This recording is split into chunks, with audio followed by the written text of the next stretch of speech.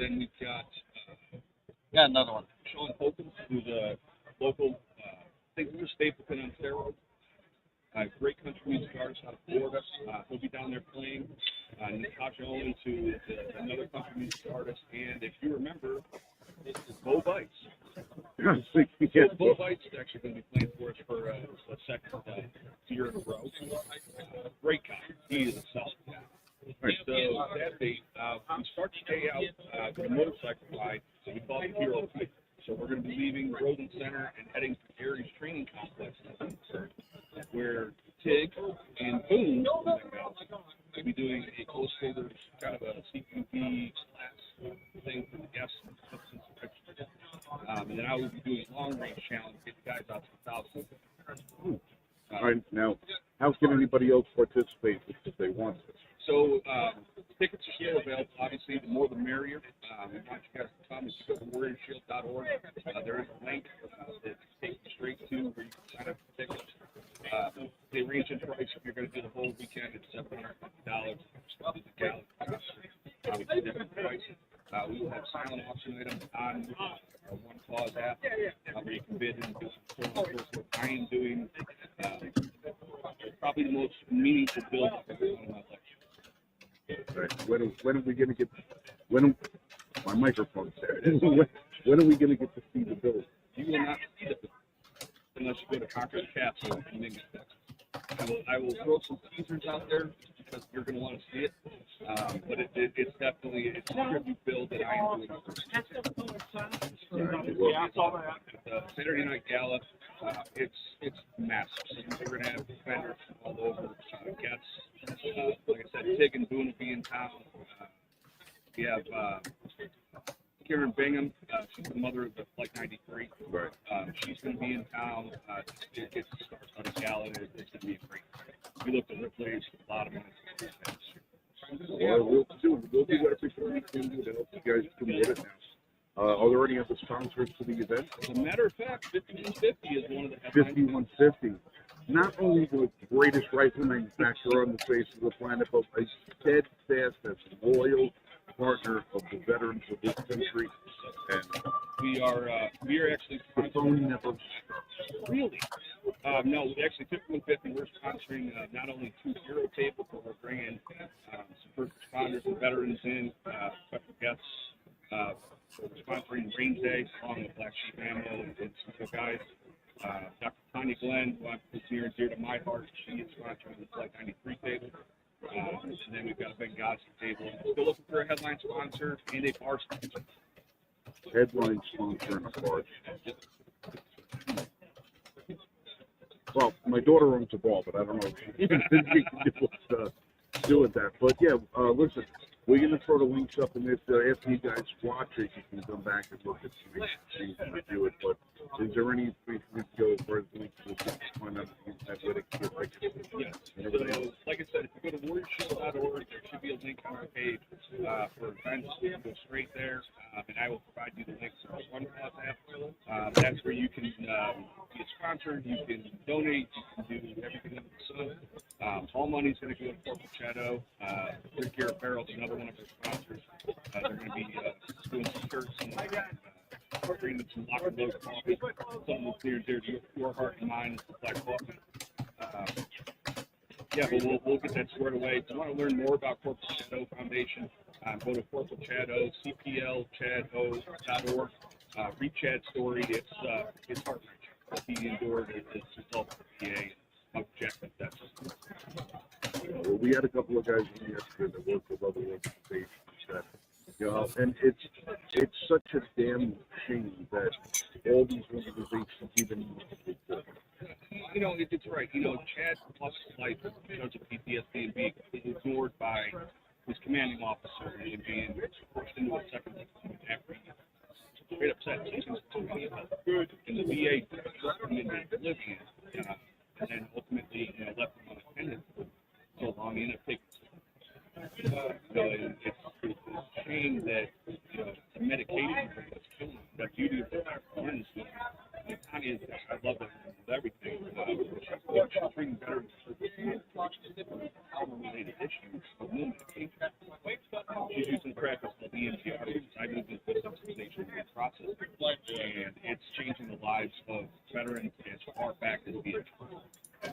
All right, so it's not just all coverage, but it's coming back. Anybody can use it.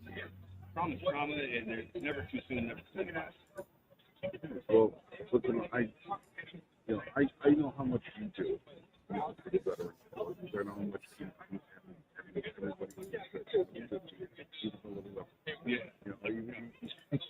how much all of you guys do. I don't think you guys ever get the level of appreciation to the volunteers and that you do. We don't do it for the recognition and the appreciation. We do it for that. I know, but here you're going to get recognized, and I'm going to tell you we appreciate it. It's what you're doing it. Yes, if you know the other thing this week. Veterans first honor for number one, especially within the mental health, and that's my passion. So that's an opportunity to do it today. All right, ladies and gentlemen, Steve Presley, 5150. Listen, call these guys up, buy a rifle. They donate so much time and money into these things. They need your support, so they're up to support these guys who support other people who free you.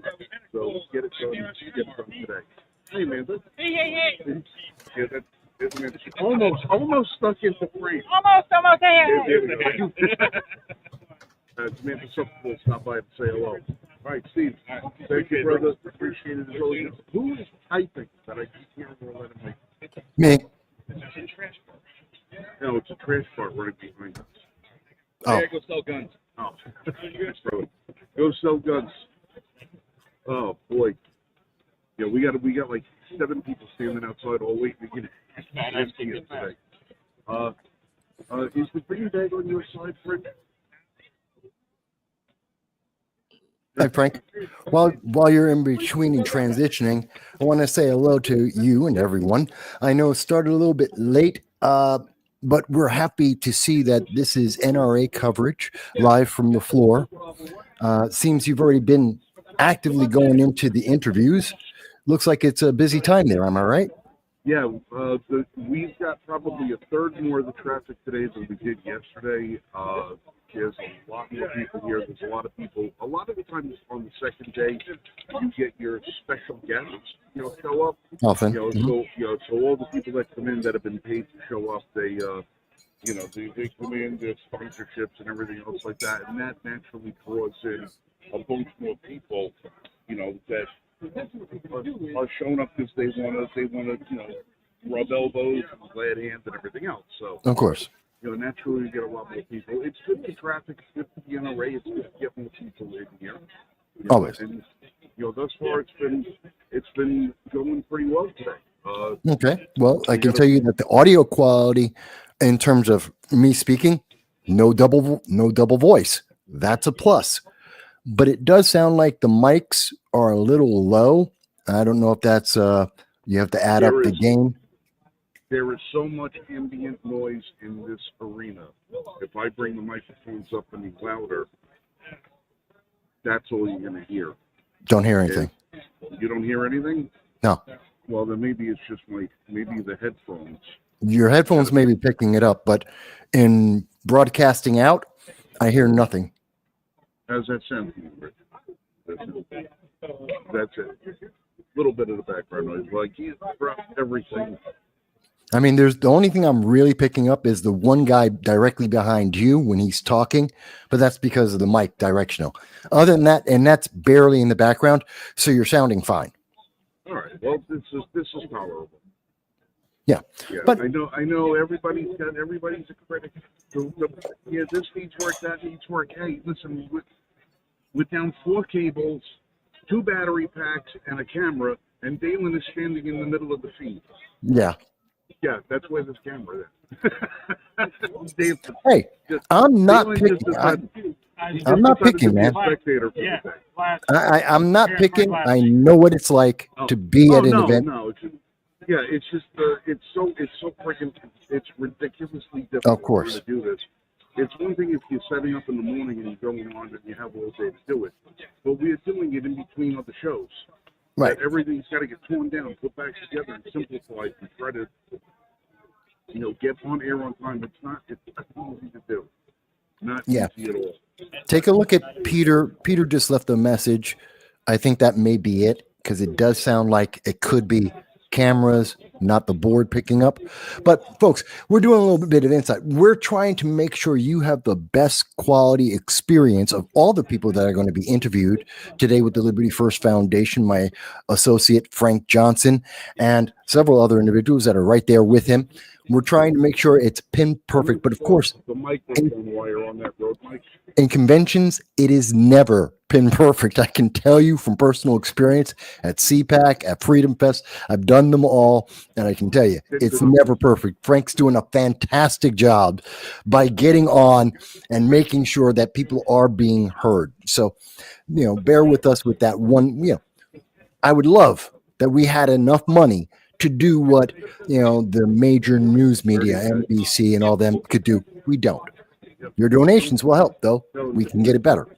Frank, while I got you, and I know you're working in the background right now to improve. I'm trying to navigate guests.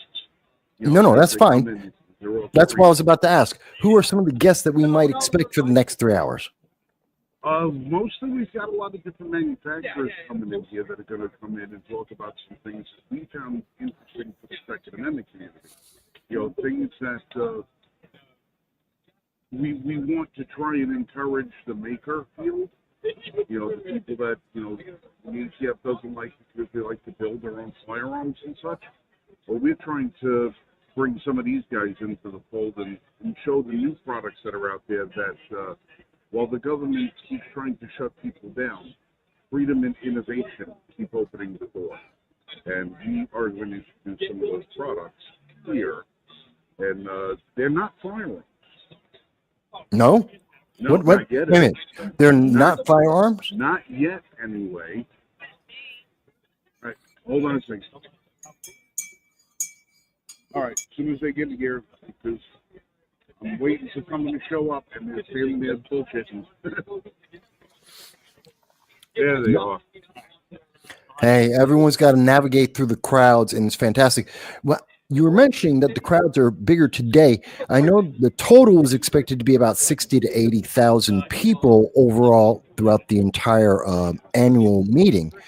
What would you say is? Oh, there you go. Yeah, I got one camera over here that I can do as a handheld that I can just beam around a little bit and show you. This is just a little spectrum of what's going on. Now, to this side here, we've got there's Dalen and Rich. What's up, guys? And over here, the rest of Radio Row. Oh, sorry for the wobbliness. We use That's all every booth over to the side as another podcast. And there's 2 aisles of us. So there's quite a bit of just from, we're in a kind of isolated position where we are, but we can still see an awful lot. Well, they always put the media out off to the side of whatever's going on in the event, normally with these things. But I can see we have a couple of guests that are coming on, and I'm going to look forward to this. Guys, I know I'm remote, so I'll probably be off screen for most, unless I'm asking a question. I'll pop back in. We look forward to comments from the audience, of course. But with that said, Frank, I'm going to turn it over to you for the most part. All right, you just hang out, keep your voice, keep your mic on, so you can just jump in with questions whenever you want. Okay? Absolutely. All right, cool. So I'm gonna do this. Yep. So you can see what's going on. All right, we got Stephen Shepsall over here from the new name. All right, G80.com. Now, you guys might know them better as Defense Distributor. Well, this is how everything has been. Like I said at the top of the show, this is a rebirth of the NRA. It's a rebirth of a lot of the industry. A lot of the people we have all had to adapt and overcome from these rules, regulations, and bullshit that everybody has given to us. And these guys have overcome a lot of that for the makers community. And Cody Wilson is down on the other end. Cody Wilson, who's the NRA benefactor. I can propose it. Yes, you can. All right, guys. We were at the booth earlier. We shot a video in the booth, but that's not going to be on the YouTube channel later. But this, I was so impressed with. I said, let's get you guys over here early, get you on the on the live stream to show you what's going on. So, if you can hold that up and tell people what it is that we're doing.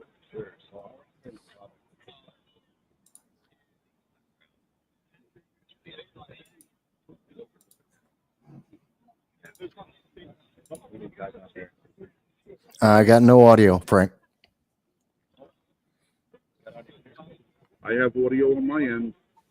We're not hearing it.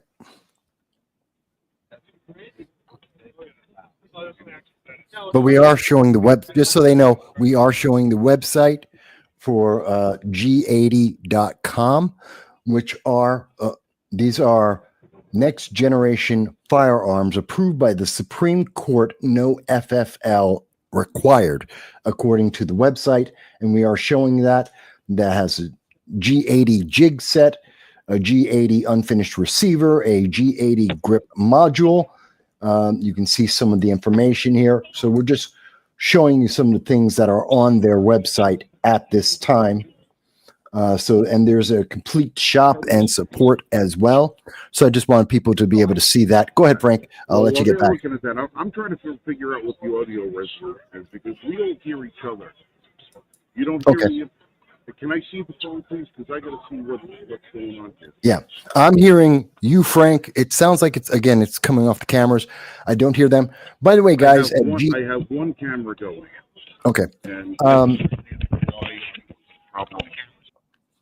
by the way, for the guys over at G80, are you guys able to hear me? I hope so. We were just okay. Thank you for the high sign. So I know you can hear me. I know I was looking at your site. It's got some nice graphics, I got to say. Great photos. I don't know if either of you took the photos. They look fantastic. We were just showing it to everyone out there. I'm looking it over, and I'm sure Frank is going to bring this up. But you said... All right, I think I'm back. We're all back. Now you have the mic. And we have a... Can you hear me? Can you hear everybody? Now we can hear. Okay. And now now all three of us through one camera and three mic sets because we usually do this. It's multiple channels all feeding. No, don't worry about it, man. We're happy to be on your show. Oh, pleasure. Sorry about that audio. At least you didn't have to hear me screaming a couple of minutes ago. That's all right. Frank, you want to bring the volume down now? Back the mic. All right, good. That sounds fantastic. All right. I definitely look forward to hearing about these are Supreme Court approved. Again, I will back out and we'll be looking at the website. Would you like me to tell you about that Supreme Court approval? I think you should go first. Absolutely. All right, listen. Let's basically just start from. Let's give a brief synopsis of people who don't know the situation. Give a quick description of what A80 is, because a lot of people don't know. Yes. Why they hate it, what we've done to try and fight it, and where we stand now. To that camera? To that camera right there. All right, to that camera and those listening at home. The 80% market was popular long before it even had that name. Unfinished receivers and receivers you could finish at home were popular before they had terms like ghost gun, which has become all the vogue in the media. But these receivers became so popular that certain tools were developed to finish them, and certain kits were made to be sold online and through the mail. And the most popular of these kits was the Polymer 80 kit. To make a long story a little shorter, the Polymer 80 kit was a popular way to do block-type pistols, among other things, at home to finish what was called an unfinished frame at that time. And the industry in this 80% space would rely upon letters from the ATF, letters of determination saying, well, the sample you submitted to us is not a firearm. Polymer 80 would have an unfinished polymer pistol frame that you could just had to do a little bit of finishing to at home with a set of fixtures, often in red, like the fixtures you see here.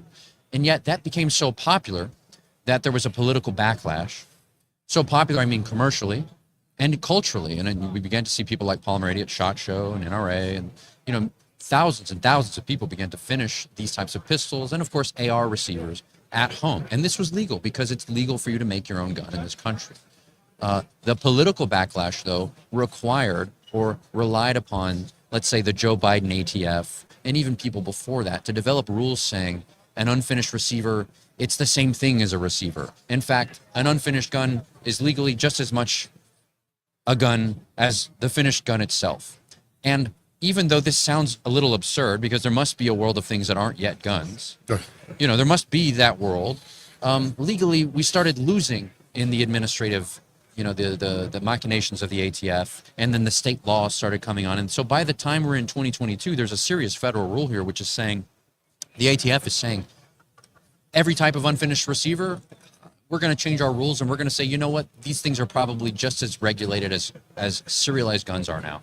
And you're going to have to ask us for permission to sell them. You're going to have to get an FFL to sell them, or you're going to have to go out of business. And so all of this culminated in a Supreme Court case called Vanderstock, which on an emergency appeal made its way to the Supreme Court last year and was decided only 1 month ago. Only 1 month ago, to the detriment of Polymer 80 and companies like them. And that's the background, and I can take it forward from there unless you want me to fill in some please. I have to be taking a refresher course on this stuff myself. Well, yeah, you know, it's kind of an endless saga. But if I will, I'll say the surprise outcome of this Supreme Court case, which you may have seen online or in the news, oh, ghost guns are over, kit guns by mail are over. You know, the media was hot to say ghost guns are over. The Supreme Court agrees. What that means is kits like what Polymer 80 was selling, which are a frame, and which include a fixture and tooling and maybe even sometimes some other things like a slide, a barrel. This was too much, the Supreme Court said. You can't sell every single thing and put it in a box. You can't call it something like buy, build, shoot. You can't be cheeky with the name. Even how you market these things begins to adjust how the law sees them as either guns or not guns. And so Polymer 80 takes the large sacrifice for our industry at this point with the Supreme Court. They made something that was just too good, too easy to finish. It took not long enough to finish. The Supreme Court says it needs to take longer than an hour. You have to use unusual tools. And so all of that story and all of that decision arrives at this product that we have here today, which is in the tradition of Polymer 80 type products. But it takes longer than an hour to finish on purpose. It's made of different materials on purpose. And it's a different type of unfinished frame. It is not a frame, in fact. It's a receiver. It's a Glock type fire control unit, which is in the style, the legal style of a receiver and not a pistol frame. So it doesn't look like a gun. If you've never seen this before, you don't even know that this is necessarily a gun part. And this is all necessary stuff by the terms that the Supreme Court has set for us in their decision, Vanderstock. And so that's the product that we're bringing to market today. And we're going to reiterate for the people over at YouTube, we're not showing you a gun today. Far from it. Nothing Far we from have it. here Our argument. is a firearm. Right. Nothing. So don't screw with the feed, all right? Stop being a bunch of commies. So you are looking at the G80 unfinished receiver. It is not a gun. Now, what we have to make it not a gun are 4 individual tabs, which you may have seen from a similar polymer version, and they must be removed. Now, you can't do it like with guitar wire cutters, as some of you guys may have done with the polymer versions. It's 4140 steel, so you will need to use some serious tools to remove it. We've designed it for use with our desktop CNC mill, and I don't want to get your channel struck, so I won't even say the name of it, but if you look up Defense Distributed desktop CNC mill, you will find it. And you will need an end mill or a drill press to peck drill away these tabs. Anyway, you remove them, get them flush with the rails. There's also a half moon barrel seat block right there so that your recoil spring cannot be installed until removed. And the final operation as far as material removal on the top side is this tab protruding from the rear. That prevents you from installing a trigger housing mechanism. So once that's removed, you've done everything on the top. The jig, as you note, has some nice little steel bushings. I know another complaint with the polymer version was that the jigs were consumables. You could not reuse them. With this jig, it is indefinite in terms of your use. So these steel bushings will protect your tool, protect the jig, and keep them properly aligned when you're drilling your trigger pin hole and your trigger housing mechanism hole. So once this is done, you can then install of your choice Glock 19 compatible Gen 3 parts. So if you want to do factory OEM Glock parts, those will work. If you like your Apex, your Zev trigger, whatever brand is your favorite, you can drop that in there. And unlike a similar chassis system for the Glock 19 Gen 3 platform from one of the majors here, we do not use any proprietary parts. So your trigger actually feels exactly the same. A couple people have told us better than Glock 19 Gen 3 that you're used to. So you keep that same feel, all your same training carries over to this, and then you can drop it into and I'm miming here because again, YouTube, a grip module of your choice. If you just imagine this filled with parts as a firearm, and then this drops into your grip module. And the cool thing that you guys already know where I'm going with this, it can go into a pistol grip module like a handgun, or a PDW. So if you're familiar with a product like the Flux Raider, you can imagine that or something similar encapsulating this chassis with a slide of your choice, red dot, tactical light, collapsing braces, magazine caddies. You know, I'm kind of painting the picture here because we're limited on what we can show, but this becomes the heart of your system. You have to use your imagination. Yeah, you guys are creative. If you're in this, you're already creative. Right. So you have a good sense of where you're going. This is just to explain the difference between the used to be and the now. Right. And so in the now, what this is really designed for is guys with 3D printers to then show us what you are capable of making. Because again, our imaginations are somewhat limited. There's a ton of creative potential out there. I imagine you guys can come up with some really fun prints, post them on social media, you know, if you're so inclined, so that people can see kind of what your imagination came up with. If it's really cool, we may work with you to try and make an injection molded product. We will be selling grip modules that are injection molded for the pistol grip module and the PDW grip module. So if you're not a 3D printer, you're more of an old school mill and drill guy, we have you covered on what this goes in. But if you're a 3D printer person, this is for you. Now, we were over at the booth earlier today, and I had the opportunity to check out the jigs, the inserts, the blank, we'll call it, and everything. And I am so ultimately blown away by the level of quality craftsmanship that's in the jig themselves. I'm not talking about the finished component, but the components that go into making your finished component. If you start out with crap, you're going to end up with crap. But these things are perfect. These things, the tolerances of machines, so absolutely pristine. When you put the blanket in, I was like, did I break this thing? And it was like, no, it's really that snug, because I was scared that I might have hurt something. We can improve that. We can taper that pin a little more, and that can probably feel. Oh no, but better. But it really. Yeah. Listen, breaking it apart like that, having that much resistance, I know that it's sitting in there solid. Yeah. I know my bits aren't going to wobble. I know I'm not going to have anything wandering off center. Everything is going to be done the way I want it to. That's what you're looking for here. And, we're dealing with steel. So with Polymer 80, fine, you could get away with plastic fixtures, and people would still complain about those. But that's unlikely to be useful here when you're trying to clamp down a steel component.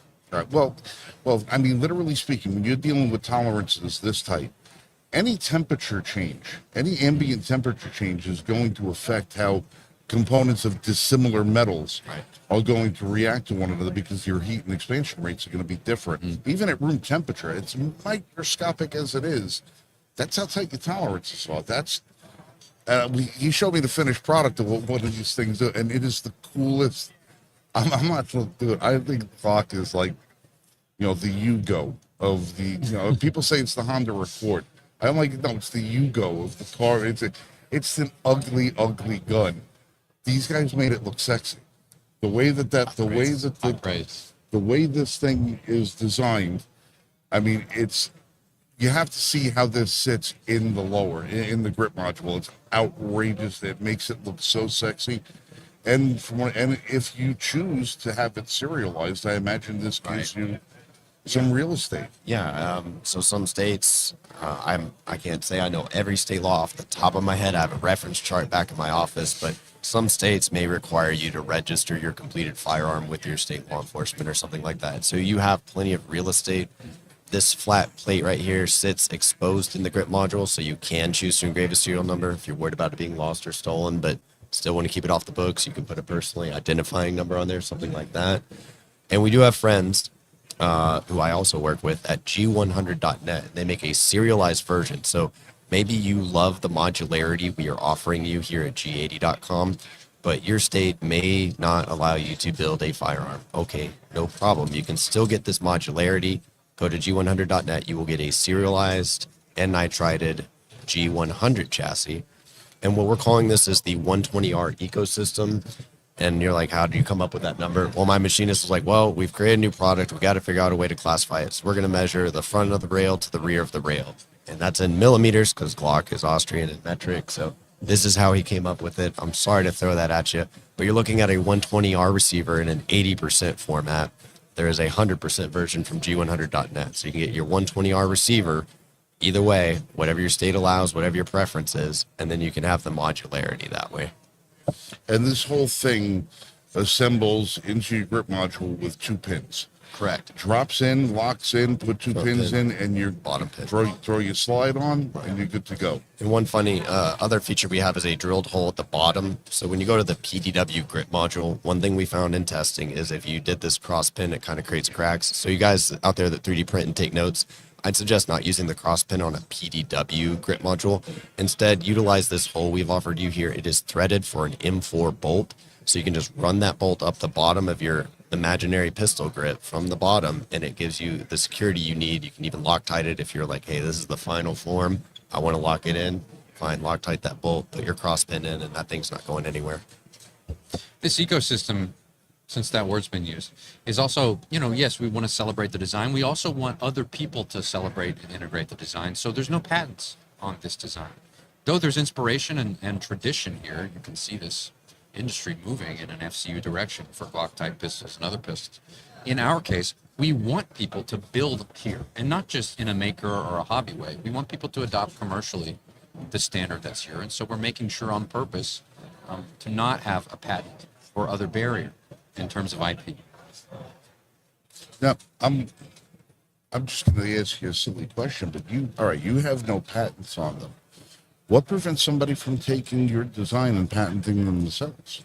Luckily, the law doesn't make it easy for you to do that in that example. If there's prior art, or let's say we're on a podcast talking about our design and that we have a website up where we're selling our design and we prove that this design is already in use in commerce, and of course we've had versions of this design already on the internet and in commerce sometime before today, you're usually protected against that type of activity. Because I would just be concerned. I mean, I know Yeah. how long you especially have been doing this. It's a rare thing, I'll say, for someone to run to the patent office in that frame of mind, thinking they can just patent something that someone else has made. It's a rare thing. Well, I hear people talking about trademarking certain words and stuff like that. Yes. They go in, they cash in on a word that's been in the vernacular for 150 years. Right. Sure. Like, just because you popularized or said something doesn't give you credence or ownership. I'm on your side. Well, go ahead, Steve. I was going to say, this is not a Glock handgun. It is a Glock compatible.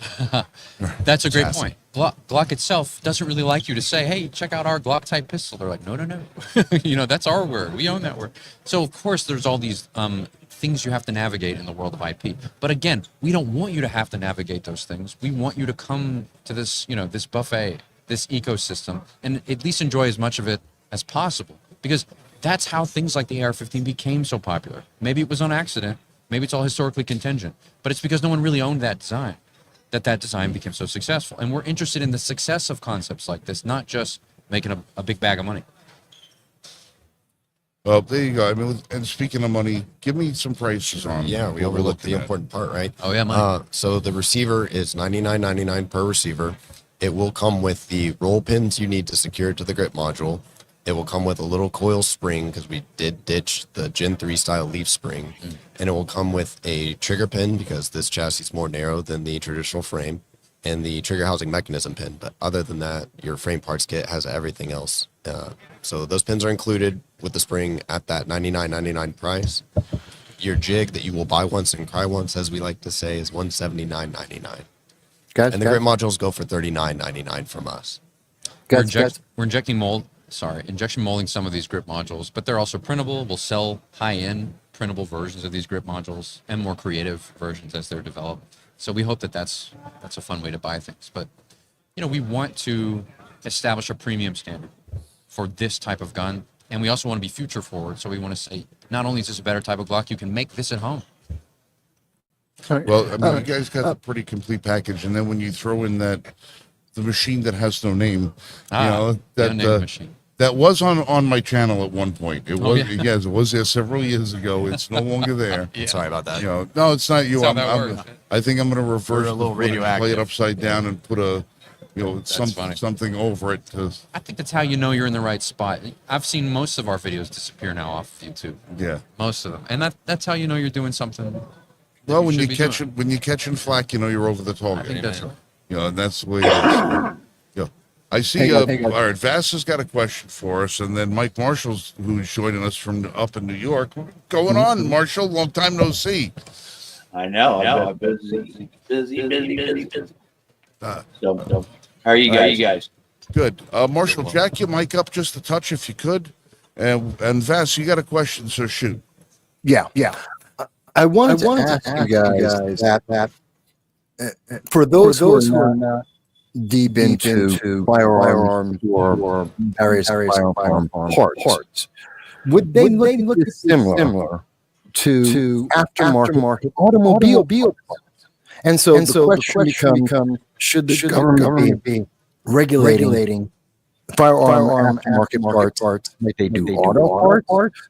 Because it sounds like in their own decision, their own mind, we're going to create a bunch of rules that don't exist for any other comparable market device and punish people. Is that a good understanding of it? That would be a fair description. Yeah. So you can buy on at least a handgun everything but the regulated part. So, currently we can buy slides, barrels, recoil springs, frame parts, all that can go right to your door, but there's one part that is absolutely no in a completed format. Okay. And so you guys provide everything at one part. We do, but I want to credit your question as being as significant as you feel it is. It is a very significant question. What the Supreme Court has allowed since Vanderstock is for the ATF to have a squishy, fuzzy definition of that one part. In fact, they say multiple things can be considered that one part. That's a problem, okay? And that didn't go away with Vanderstock, and that doesn't necessarily go away with products like this. We meet the Supreme Court's current standard because the Supreme Court's only been asked once to interpret the ATF's law. But the ATF, under a new president, let's say Gavin Newsom rolls on in here in 4 years, the ATF, I'm just saying. We have to plan for worst case. I know. The ATF now has a standard to say, well, here's an 8-factor test. And in fact, your gun part might not feel to you like a gun part, but it feels to us like it is one. And there's no way you can know in advance if it is or not, where at least there was there were precedents before, industrial precedents before, where you could even invite ATF to give an opinion about your one part. Now the ATF says, actually, for 4 or 5 different reasons that we're not really going to disclose, any one of those can qualify one part or more as the thing that trips the line and makes this a firearm, including speech, by the way, including if I was to say, hey, this is the G80. Yeah, but you know what its other name is? It's the Buy, Build, Shoot Kit. The Supreme Court says, just because you named it that, this is now tipping the scales towards the legal definition of a firearm. That's what? Caesarism. That's Machiavellian garbage. That is authoritarian. Just because of the name. Yes. Which could be marketing. I mean, that's marketing. The definition, that's marketing. It's commercial speech. And what do these liberals say? And sorry for any liberals in the audience. They say, well, commercial speech isn't protected as well by the Second Amendment. Well, that is not satisfying, okay? If you can't talk about the thing, you have regulated the thing, even if you say you didn't, okay? And what we were just talking about here about how you can't even talk about our machine on YouTube, and it's like we're just conditioned to this, and I'm not going to start spiraling off for here or anything. I'm just saying the ATF and the Supreme Court have endorsed this line of thinking for even defining what is or isn't a firearm. And so I wanted to credit your question with having a greater import. Thank you for that. And effectively, it means that when people are supporting you, not only are they adding accessories to their own personal firearm, to an extent, this is a rejection or a statement against the ATF. What some of us, I personally, feel is an overreach of their realm of authority. Is that fair? It's eminently fair. Is the question saying this product is our own pushback? Yeah, I mean, this is the pushback. Well, you could say pushback or our very astute attempt to follow these ever-shifting rules. Yes, of course. The ATF wanted everything, and then when they got called to the mat and the Fifth Circuit Court of Appeals said, hey, you know what, actually we don't want everything, and then the Supreme Court bailed them out in a kind of emergency appeal, which I'll say Trump and his administration were in no hurry to delay, we will say that the Supreme Court's opinion is complacent, that the court itself is a complacent institution and did not give a serious opinion. You read that opinion, Vanderstock, that is a lazy opinion. And it is difficult to tell true-blooded Americans and American conservatives that their political institutions, especially the Supreme Court, are political hacks. But that is a hack decision. This is a real, concrete, substantial product, and someone will reckon with this product. If not this court, then another. This is real and can be sold and can be made. Supreme Court decisions are so much paper. Ephemeral. Well, here's the issue on that. Okay. Everybody thinks Supreme Court is supposed to be the final arbiter of the Constitution. And that's not true. Okay, the final arbiter is we the people. The Constitution was set forth by the people. We gave authority to the legislative, the executive, and the court, or the judicial branches. We can also withdraw that authority at any time. Okay, that is our domain. We are the final. I stand by that 100%. And you know what? This product does not represent withdrawn authority or permission. This product represents our own conclusion because the Supreme Court declined to make one. We say this is constitutional, just like you're saying. We are the people. We sell this and people buy it. The market will judge this product as to whether or not it does meet these definitions. And the ATF, if it invites itself back to the conversation, I would like to see what the Trump administration has to say about it. Well, as we were discussing yesterday with this administration, there's a lot of conversations we would like to rehash with this administration. As far as take them first and due process later. And I'm not a fan of silencers, stuff like that. There are a lot of unnecessary hurdles and roadblocks that have been put in the way of our own people that should never have been. That we are conditioned to some degree. And I don't want to celebrate that. I want to challenge that. But for us, we think, Paul Brady was an American success story. Yes. Okay, that company started in its garage and out of a back of a car, like a lot of companies in this industry do. It did well and was victimized because of how well it did. Too good. You can make a gun in this country. Nothing the Supreme Court said changed that. The Supreme Court effectively says, well, it can't be too easy. But I'm sorry, the Second Amendment doesn't say shall not be infringed unless it's too easy. And that's not just a quip. That's not just a line. This is not the domain for these politicians. And if they think this has disappeared because of their decision, we are here to say it has not. It's and what was it? 7-2. Cody would say it was really 8-1 if you dig into it. Guys, if you read this opinion, and maybe you shouldn't read this opinion, but the media said, it's a 7-2 decision. Wow, okay, a rare example of like the liberals and conservatives coming together and unifying, against America's ghost gun problem. But if you read Alito, and Alito's our guy, don't get me wrong, but even Alito says, okay, I can understand what the majority does here. I wouldn't have done it this way. So his dissent is not really a dissent. Only Justice Thomas was with us on this question, which was a very easy question. Can the ATF redefine words defined in congressional statutes? We all know the answer to this. The ATF can't just wake up tomorrow and say, you know what, we think machine gun means this now. No, it is defined. I don't see why it had to take 4 years to figure that out and the Supreme Court to invent a new standard to rescue the ATF's creative writing process. Well, it takes time because it's designed to. Right. Not for expediency, but to hurt people. Process is the punishment. And it must sound like I'm hurt.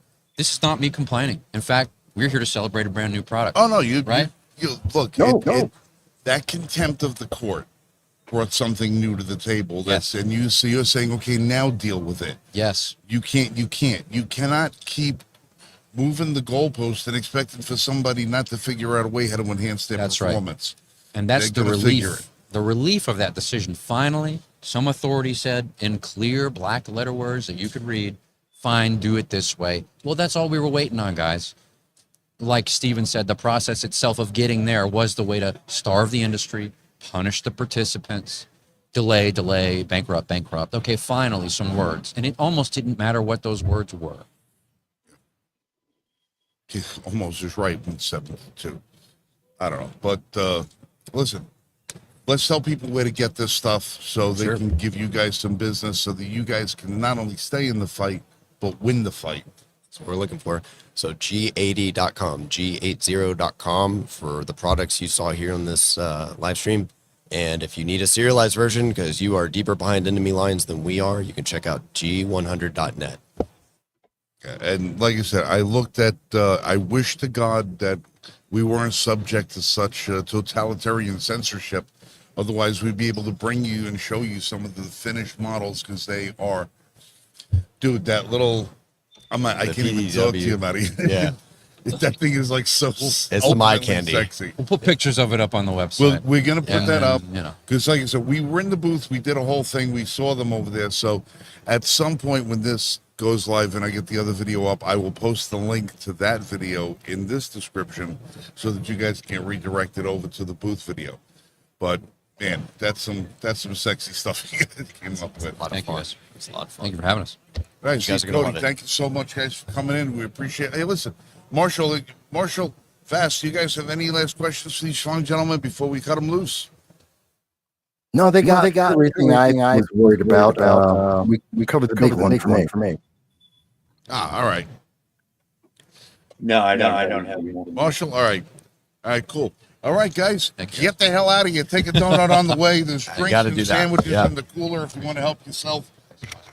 We try to take care of our guests here on the Weekly Thank you. Roundtable. Right. I don't know if you like ham and salami or turkey, but you want a sandwich, Grandma? Definitely do that. I said when we left the hotel this morning, I got a 40-pound ice cooler bag on my shoulder. I am not dragging it back to the hotel full of food tonight. So somebody better eat this stuff. Thanks for that. Yeah. Guys, thank you so much. That was fun. That's like therapy. No. That was a great conversation. Yeah, I hope people all right. are able to appreciate it, even for the people who aren't deep into firearms. No.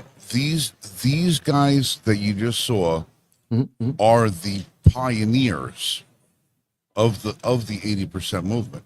These are the guys who have been fighting the fight for us for the last 10 years. These guys have been doing it. You know, they have spooky gunning machines that make, you put metal in one end and a gun pops out the other end. These are the guys. These are the guys they've been trying to shut down, and these are the guys that have been leading the fight on behalf of us for the last dozen or so years. It's them doing it. So if our community can't support them, who the hell else can we support? Exactly. Like I said earlier, the final arbiter of these decisions is we the people. Okay, and if we get support out there, and people going against these decisions, the decision can't stand. Big guy's trying to slide in. Hey, Marshall, can you get that mic here? I tried to adjust it online, but can you get that mic either closer or louder? Because you're... And I'm trying to also not play out with the echo too. Well, we got to... I don't know. That sounds a little better. I don't know if I can find an echo or not. But, all right. Not that long ago, we brought you guys something that I think is probably one of the absolute coolest safety devices on the planet, called the BOS Lock. Well, this right here, he's the guy who invented this crazy device over here. And unfortunately, because I've been having so much trouble with my L1F.US email, I can't log into the link that you sent me to show the video. So I'm going to hope that Vass or Marshall will be able to kind of do a little backup work while we're working.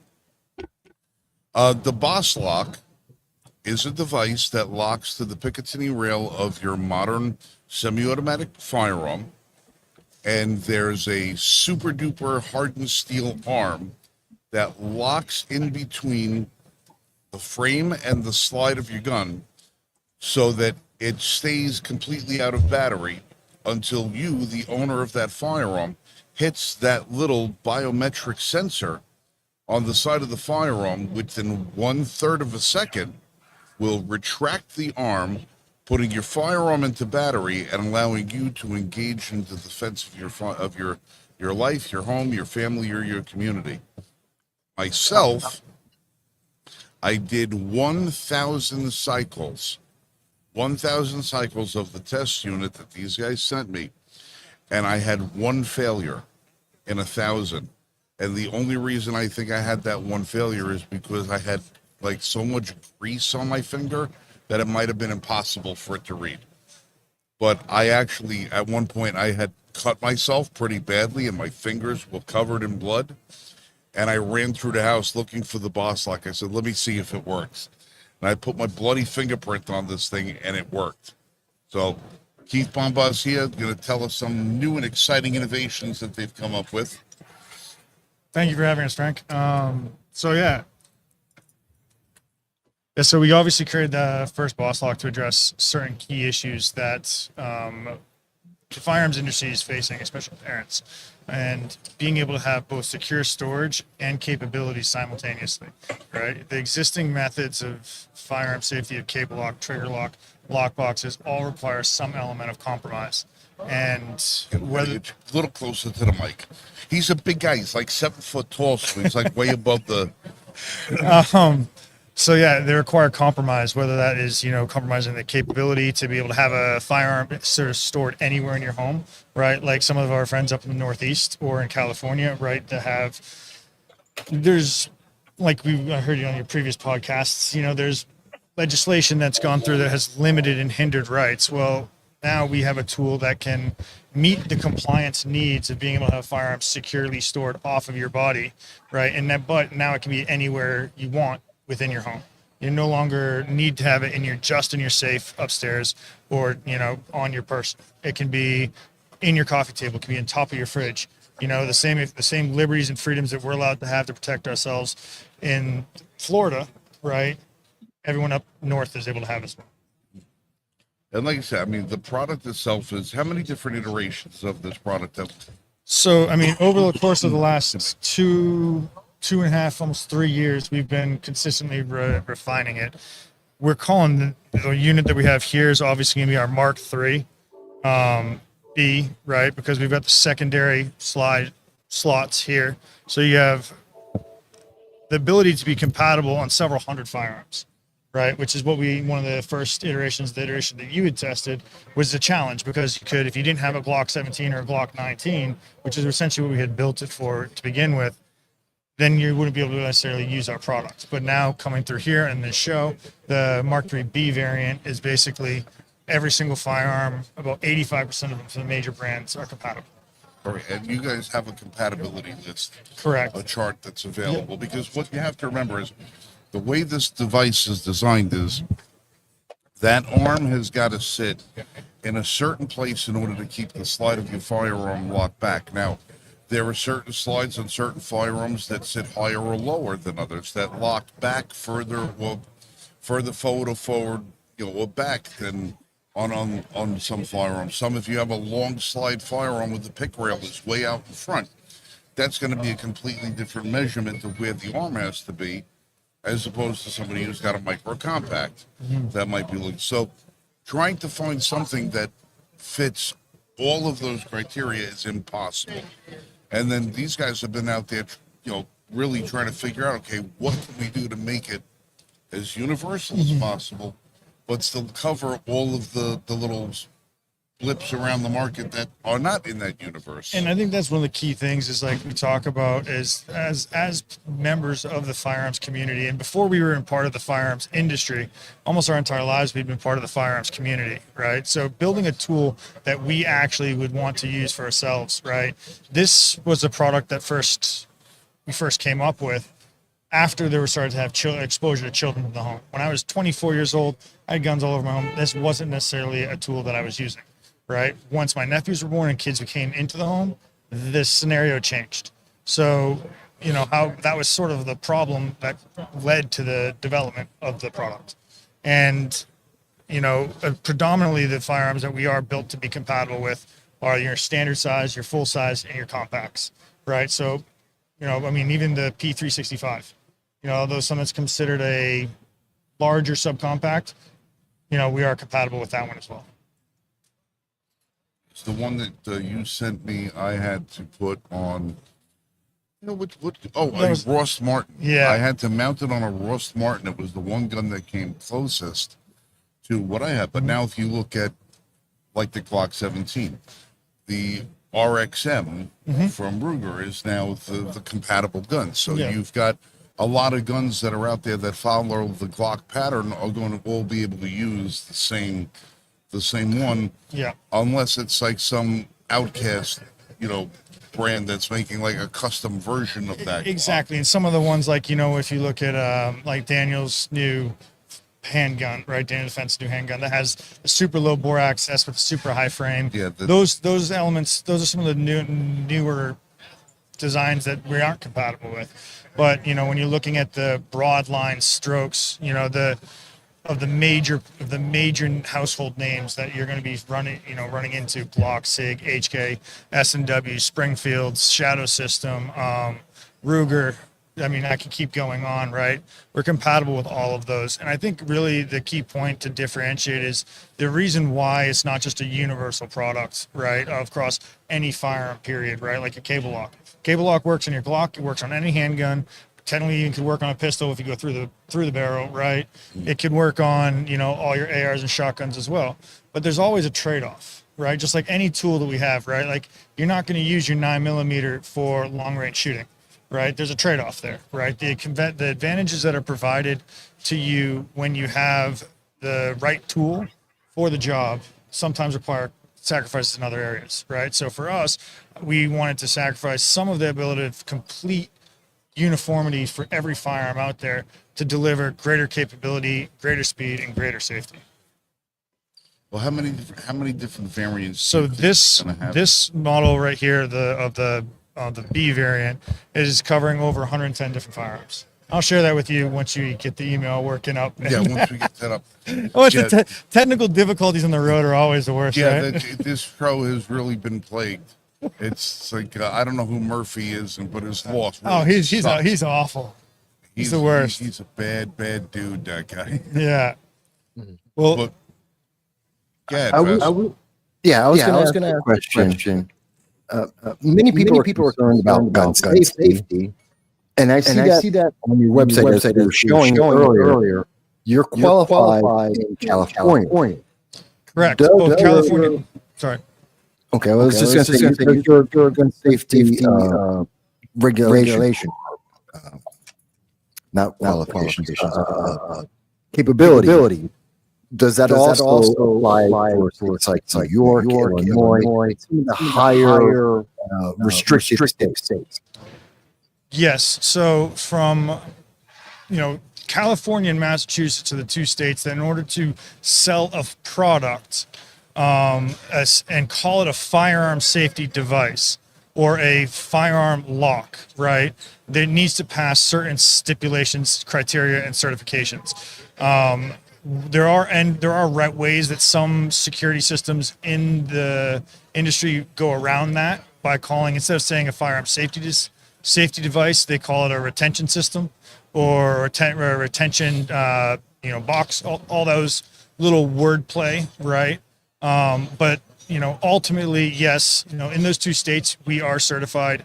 And yes, for New York, Illinois, where there is a higher element of gun incidences, right, and gun violence incidences, yes, this would still be applicable for those states. Okay. Another question I had, and I'm sure there is some moms, dads, some family out there that are concerned, possibly anti-Second Amendment advocates are out there. And we'll say, is this effective enough to protect children? So that is the entire purpose of what we built it for, was to protect children, right? It's to be able to prevent unauthorized use, right? So like right now, Frank would not be programmed to this device right here. So if he put his finger right here, all he's going to get is a red light. And he's continuing to go red, red, red, red. So red. So as long as this is red, this arm is closed, nothing's going to happen, right? But I switch to this finger and it pops open, that slide will come forward and chamber around. So the whole idea is to make sure that, it's fully ensuring that that firearm is only going to be able to be operational for an authorized user. Now, Okay. I'm pretty sure, Dalen, I brought one of these into the store about a month and a half ago or so, and I showed you how it worked. Look, I don't care that he invented it. I don't care that he's a freaking monster standing next to you. What was your actual honest initial impression of the device? Yeah, I was able to speak with him yesterday a little bit, so he I already gave a little bit of a rundown of it, but it's going to serve a purpose for those who probably don't know they need it yet, I would say, because it's something that's really new to market. It's technically not even on market. Technically our launch will be Right. 2026. Not even, yeah. Coming soon. Yeah. So when it does, I think a lot of people are going to see it and be like, damn, I think that's going to work. That's going to, I don't really want to I want to have my firearm close, but not in other firearm retention devices, like some other people may or may not make, like a tall box in the closet that needs a key, or it might have biometrics that might not be the fastest, or it might lock out after X amount of times. Whereas even this, still just nothing, not locking out, no sounds, no vibrations. It's good. It's up until it's open, so it's not like something's weird or, like you bleed on it, or if there's a lot of oil, it's always reading. It's always going to read until it opens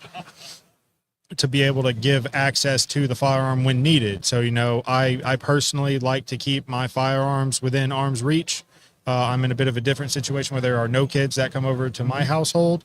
I try to keep it that way. It's not the biggest place, not ideal for it anyways. So it's personally for me, it's not serving the purpose that I need it to, but I could absolutely see if there were children around, this is what I would probably recommend. So that way I can still have access to the firearm.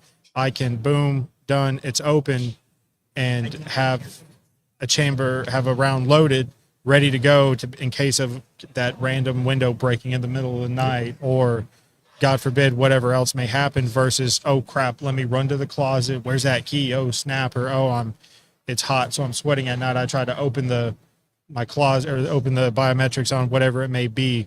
It's got a pretty good niche, and I think it's going to serve the purpose really well. And you hit the nail on the head, right? Like, and you hit the nail right on the head with the statement, like, you don't have kids right now, right?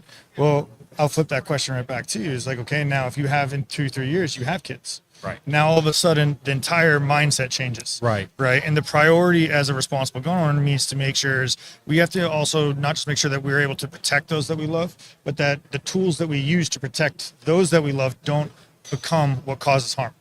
Right. And, there's a lot of statistics out there around, well, from all sides, right? Talking about the firearms violence and firearms deaths. Right. And I think there's several that are, if you take the gun crime, gun violence elements out of it, and you look at specifically one number, which is the suicide rates and number of kids between the age of 0 and 18, right? Before they turn 18, right? So under 18, right? All of those deaths could be essentially preventable, right? Every single one of those suicide attempts or suicide deaths is able to be prevented. Okay.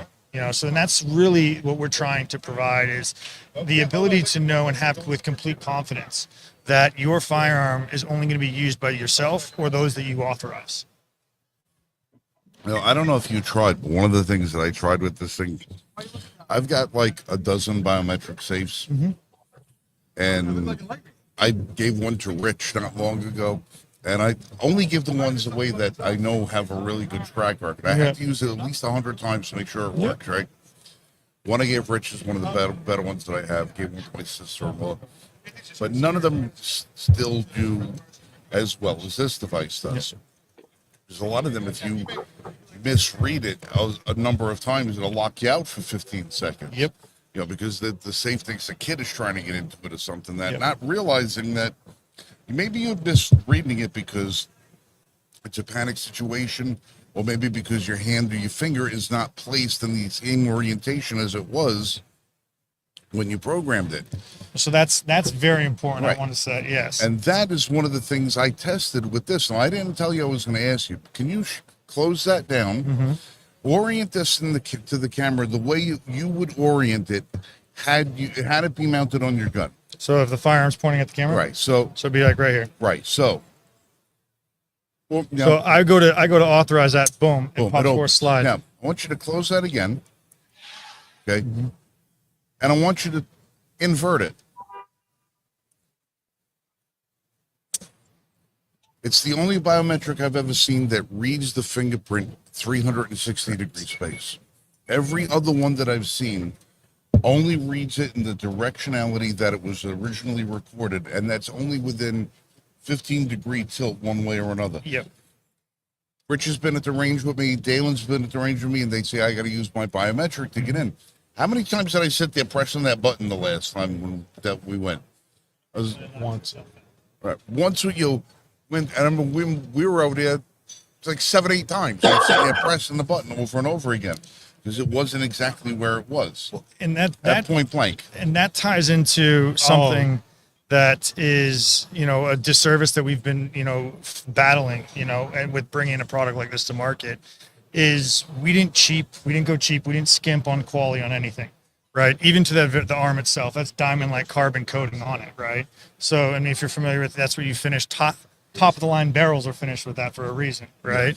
It's and that applies to the biometric as well. And unfortunately, a lot of the products that are on the market that are biometric are cheap overseas products, and you get what you pay for ultimately, right? You don't get the ability to read through water, read through grease, read through sunscreen oil, right? Blood, you had said in your example, right? It doesn't have 360 degree capacity. It doesn't have the ability to not lock out and scan. So ours continuously scans, like you guys were talking about, every 50 milliseconds to take another shot. So that means every second there's 20 scans happening, right? So that's fast, right? And that means that essentially we're ensuring that the product itself is the highest quality that you're going to get. And that includes ensuring that you're not being locked out, and that has a 360 degree scan. There's another element to it that's really unique, and this is the really fun part, is it actually has a progressive algorithm. So the more that you use it, the more it becomes to understand your fingerprint. What is that? Why? You're just like, okay, why does that matter? Well, your fingerprint changes over time, right? It evolves, right? Your skin changes, right? You get your hand wet. Your ridges can change the actual, the pattern, right? Which can, for cheap biometric, it's going to deny you access. Ours recognizes that. So if you used it on, Monday and you got a cut Tuesday, a little cut, it'll recognize that cut and it'll update itself. That's what I mean by the progressive algorithm. I'm not talking, there's not an AI robot mind in here. I'm not saying that, but I would say, I just had a little geek moment there, but it's the fact that it continues updating itself to make sure that you are not going to be locked out when you need it the most. Okay. I have a question. Yes, sir. Because we're going a little geek, which is I fine. love it. I love it. And I have no problem with that. But for those who are out there, there's a mom out there right now who lives in the inner city, and there is, let's say, a Venezuelan gang, MS-13 infiltration in her neighborhood, and she's concerned about protecting herself and her family. But she's not tech. How difficult is this for someone with little to no knowledge? They're proficient, they're trained. But in terms of tech, in terms of maintenance, not the best. How hard is it to use these? If anything, it's incredibly easy, right? It is as basic as you take it out of the box, you press you take it out of the box, you press the program button. So on the back here, there's two buttons, a program and a clear, which are not accessible when it's installed and onto the firearm, right? Because the frame of the firearm is going to be sitting right here, right? So the frame of the firearm sits there. So these buttons that are right here are not accessible. So for me to go to program somebody, I just press that program button. See your finger?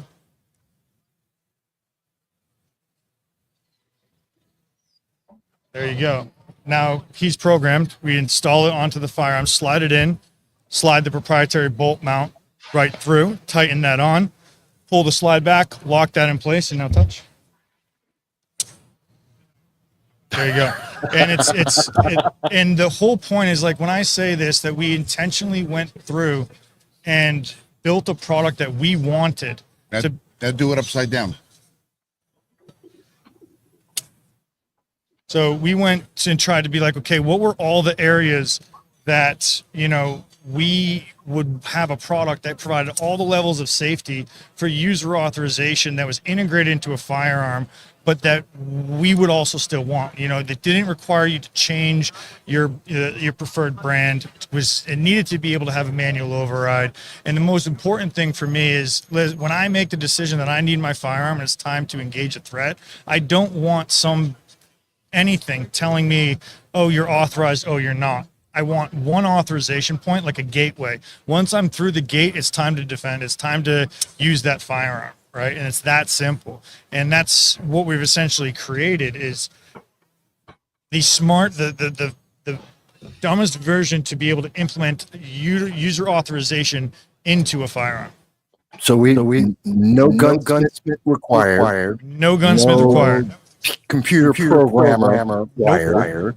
Regular person can defend themselves rapidly and yet maintain safety that complies even in California, even in New York and Illinois. Correct. In Massachusetts, I should add that too. We also recently got Massachusetts Attorney General recommended status through the state police in Massachusetts.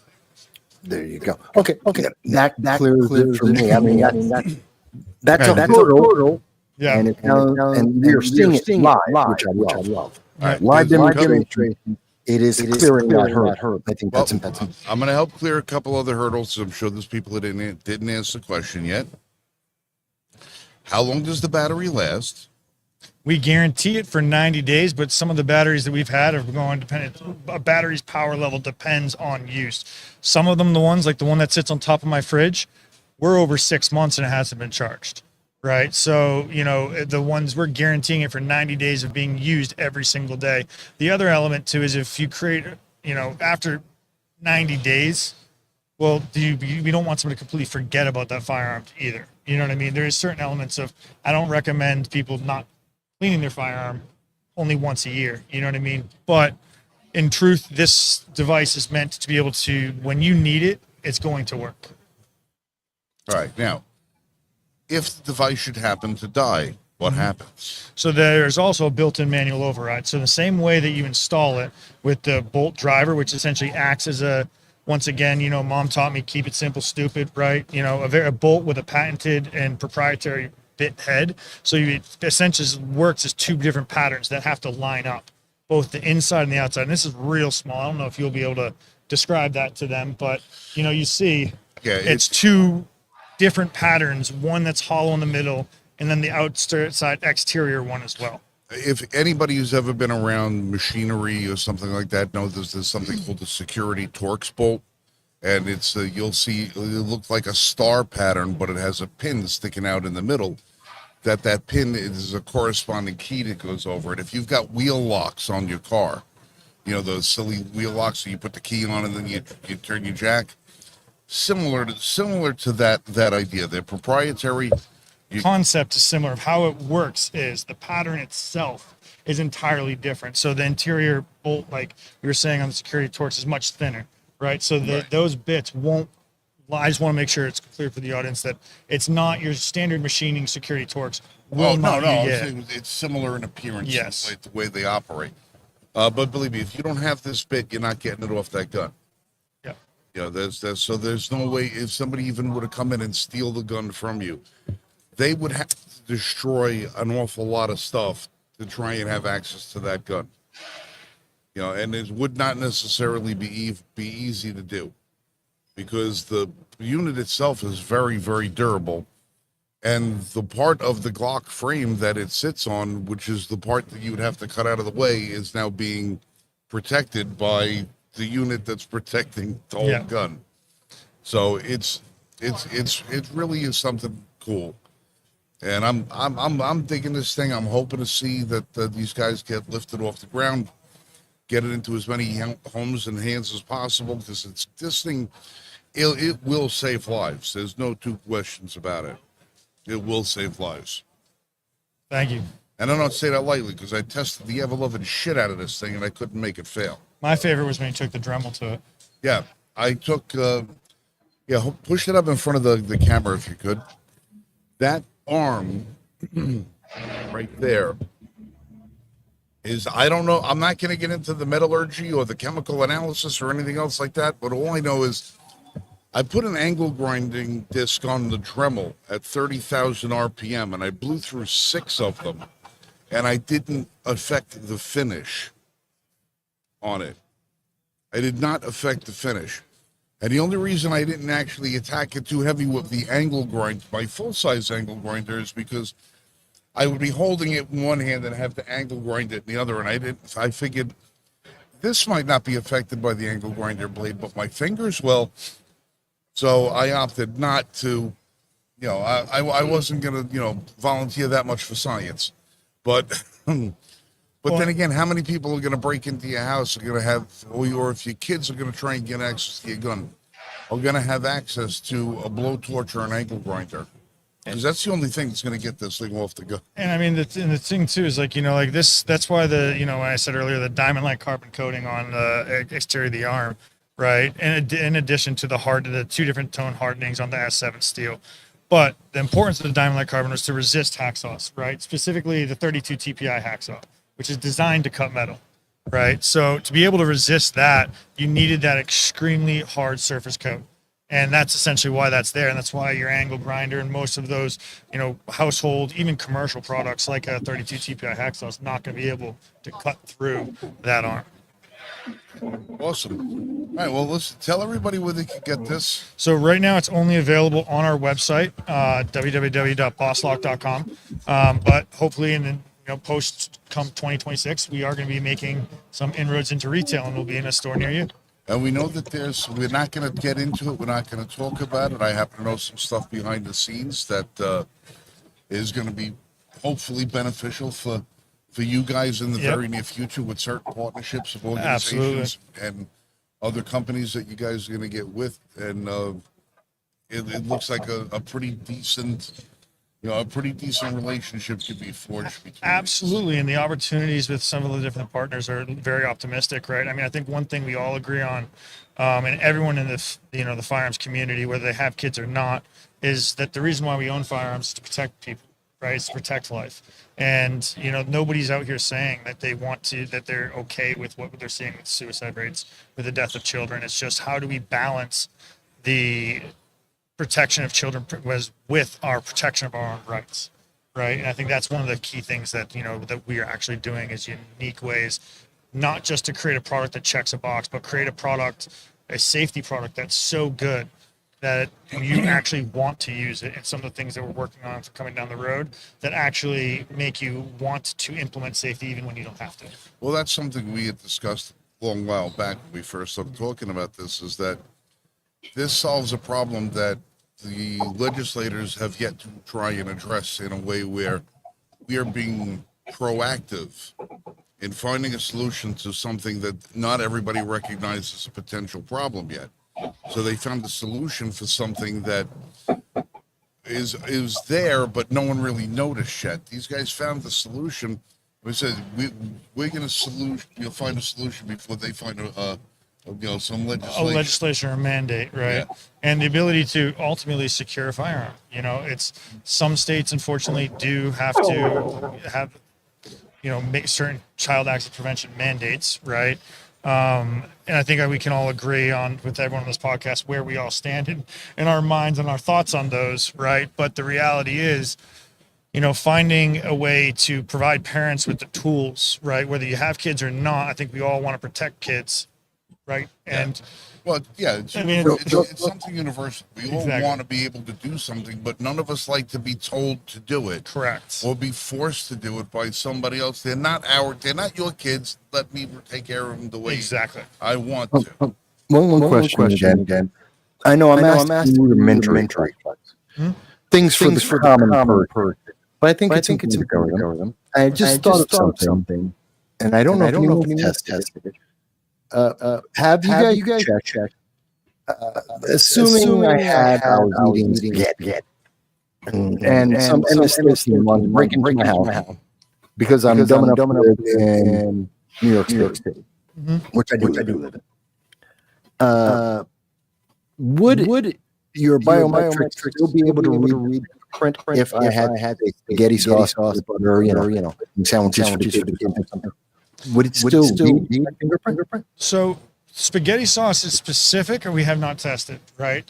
Like Frank had said, I'll add it to the list. But like Frank had said, he tested it and he got it with blood on his. I got to read through his own blood, right? For us, we've tested it on sunscreen oil, lotion, moisturizer, dish soap, Pam spray, which is one of my favorite demos, where you cover the biometric sensor and be able to, you can't even see the square anymore. It's just a foam of bubbles and it reads right through. In fact, one of these days I'll jump on the show and I can demo that to you, everyone, when we're not here, I've worked, I've had WD-40 on my hands. I've had cleaning solution. I've had Hops number 9, brake cleaner. I've had just about everything on the only thing I had a problem with was like a thick grease, but that's because it's putting such a layer between your finger and the sensor. The sensor doesn't ever get to the finger. And that's one of those key points of like what was designed for the purpose of what it is, right? This is not meant to be equipped on with our SEALs Team 6 coming out of that's not the point. Right. The point is for home use, right? So what are the exposures you're going to have to that? And right, you said grease, but I'm sure if you wipe that grease off and put it back on, then she goes, you grab the gun, you go like this with your hand and you grab the gun. Yeah. The other thing that's pretty important to say, and I say this about anything that's biometric, make sure you program every single one of your fingers to that firearm, because you never know in what circumstances you're going to reach for that firearm, that you may have an incapacitated hand, you may have an injury, you may have a lot of blood on you, you may have something on you that prevents it from being read.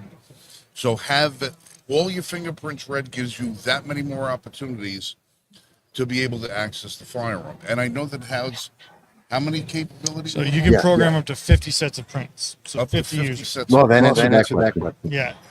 So, and when I say this is when we truly say that we were, as part of members of the gun community who decided to go into the gun industry, we built a product that we actually wanted to use, right? Then that was sort of the catalyst to why we even went down this road, was because we needed a solution to meet the needs that we had arise, and nothing was there. And then how do you do it and build it so that it provides all the capabilities? And to be completely frank, what we wanted to provide was well, and I know this is a term that's not sexy, and a lot of kids had a lot of bad connotations, but is to provide all the benefits of a smart gun, which is user authorization, that confidence that only someone who's programmed to use the firearm can use it, but then not have any of the negative downsides, which come into, okay, you have to go to a specific platform, go away from the platform that you like, right? It locks you out, or it has the ability to, if it fails, that can't be manually removed. And then on top of that, it's also, needs an authorization for every trigger pull, right? Or, has an RFID, right? All of those things were elements that we didn't like. So how do we get that complete ability and capability of complete user authorization on the simplest platform possible? You covered pretty much every question I have for the common user, the non-tech, and that's fantastic. I know Frank, the Research Foundation, and Range Report have done full tests on this, which is available online to check out. and they can see that as well. So it's great to see the in-person, live in-person demonstrations and providing. Well, that's the thing. I mean, I could do it on YouTube and people will say it's bullshit, but to have you sit there and look at it live happening, I just wish that we were able to bring an actual Glock into the studio here so we can show you how it works in action. But Yeah, it would be shut down. yeah, we'll be shut down in a second. Marshall, is there anything else that you'd like to ask? No, they covered it real well. All right. Hey, Awesome. Carrie. No, it's a friend of mine walked by. She's supposed to be swinging back here on her way back, but I don't know what the hell she's doing. But you want to run up there and say, hey, Frank's waiting for you? Yeah, absolutely. Good. I'll Thank you so see much you for having me later. on. Keith, thank you so much. Thank you, guys. All right. Thank you, everybody. All right, guys.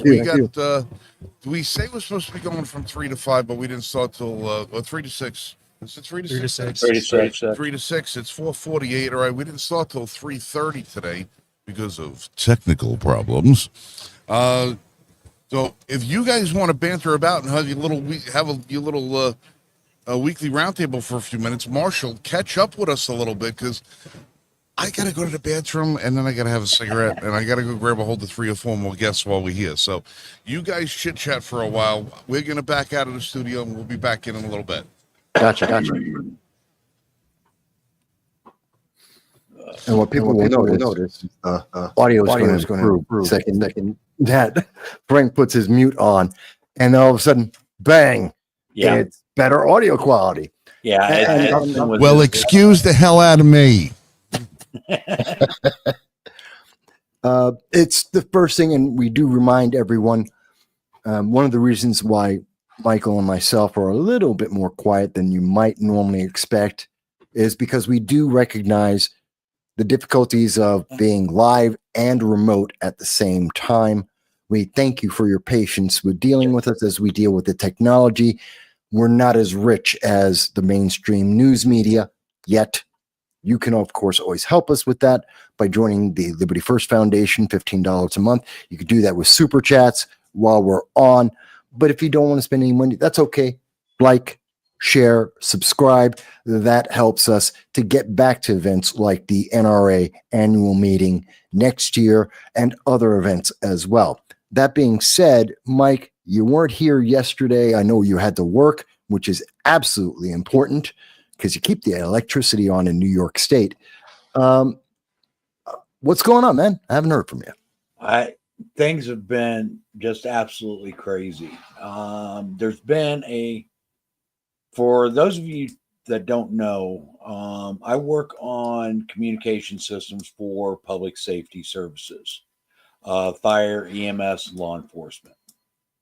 And lately there has been some massive upgrades going on, some new technology changes that have been going on.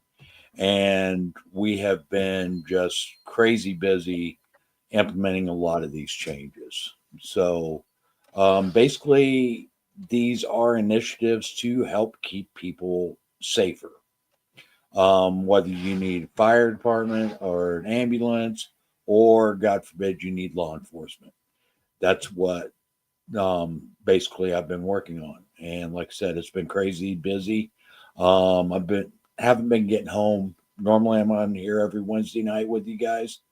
I haven't been getting home until after the show is over on Wednesday nights here lately. So that's how crazy it's been for us. It can be. And for those who are not aware, every Wednesday at 8 p.m., we have a panel conversation, very much like this. We normally also have Dal Grimm and Jan Rains that will join us. And we have a panel discussion about not just the issue of the day, which may or may not be something that the mainstream media is telling you about, but also the constitutionality of many of the issues that are affecting our lives.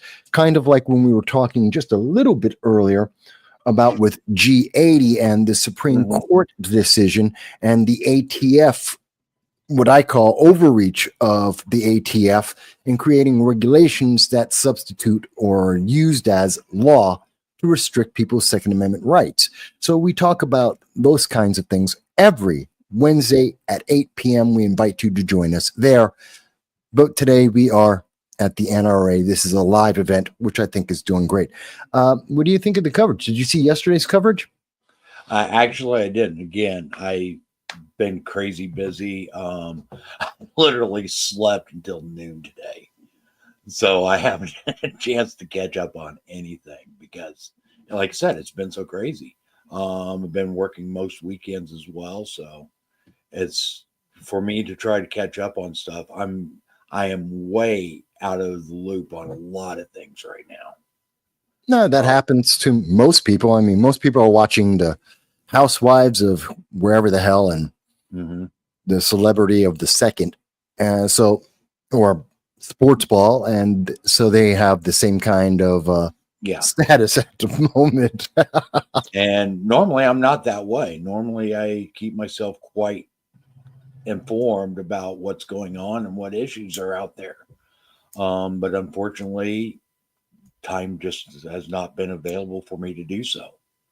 Yeah. You did hear about Colorado, right? The Colorado gun ban? I did briefly, but I haven't had a chance to look into it at all. Okay. I wanted to ask you a question while we have a moment. And I know I was speaking with Frank about this yesterday on the floor of the NRA annual meeting. And we know that there's a lot of conversation there at the NRA about Colorado's gun ban. It effectively bans pretty much every semi-automatic firearm out there, whether it's a mini Ruger 14, which most people don't even know what that is, or a AR-15 or an AK-47. So the spooky movie firearms, as well as the firearms that people are using to go hunting for recreation and for protecting their homes. It basically, if you have anything that has a detachable magazine, that's banned in Colorado, which is insane in my opinion. But I'd ask you this question, Mike. If the idea is we're exchanging rights for safety, are you aware of any time that a gun ban has prevented a criminal, a mass shooter, a school shooter, or the criminally insane from harming the public? No, it's never happened. And here's the biggest reason why. You can ban every item out there and they will start using a rock. They will use themselves. Okay. You cannot ban absolutely everything, every item that could potentially cause harm. They're trying in England. They're trying in England with knives, and they have very little relative firearms, but they have knife violence, and it skyrockets, and they can't get. Now they're trying to take away steak knives. So you're right. You take away one that's replaced. That's typically what they find out. Okay. Notice how whenever the anti-gun community comes at it, they specifically target gun violence. Okay. They use that term consistently. Okay. They don't look at every other type of violence. And typically what ends up happening wherever these gun restrictions go into effect, gun violence may go down, which typically gun violence isn't a major source of violent crime anyway. But gun violence will go down. But every other type of violent crime increases. Well, I've noticed looking at the FBI Crime in the USA report, the New York gun-involved violence report. These are some of the reports that are publicly available to the public. The overall, while at any given moment, there may be a dip in any one particular year or one particular month, overall, the amount of firearms used in violent acts and crimes has not statistically changed. We're talking about 1 year it's up 5 or 10, down the next year 5 or 10 or 20. Yeah, the trend stay steady. Yeah, but it trends absolutely almost even. So it doesn't really affect gun violence, and that's because gangs don't care, because the criminals don't care, and the criminally insane, they don't know what's going on. And Japan proved it not that long ago. You can make it so there is not a single gun in an area. Okay. Remove absolutely every gun, every firearm out of an area. And somebody will figure out how to make one with common hardware parts. You're talking about the assassination of the Japanese prime minister, which was recorded live, and a guy on his own. And we're not talking about 3D printing. He literally picked up a pipe. He picked up a couple of pieces of metal and jury rigged.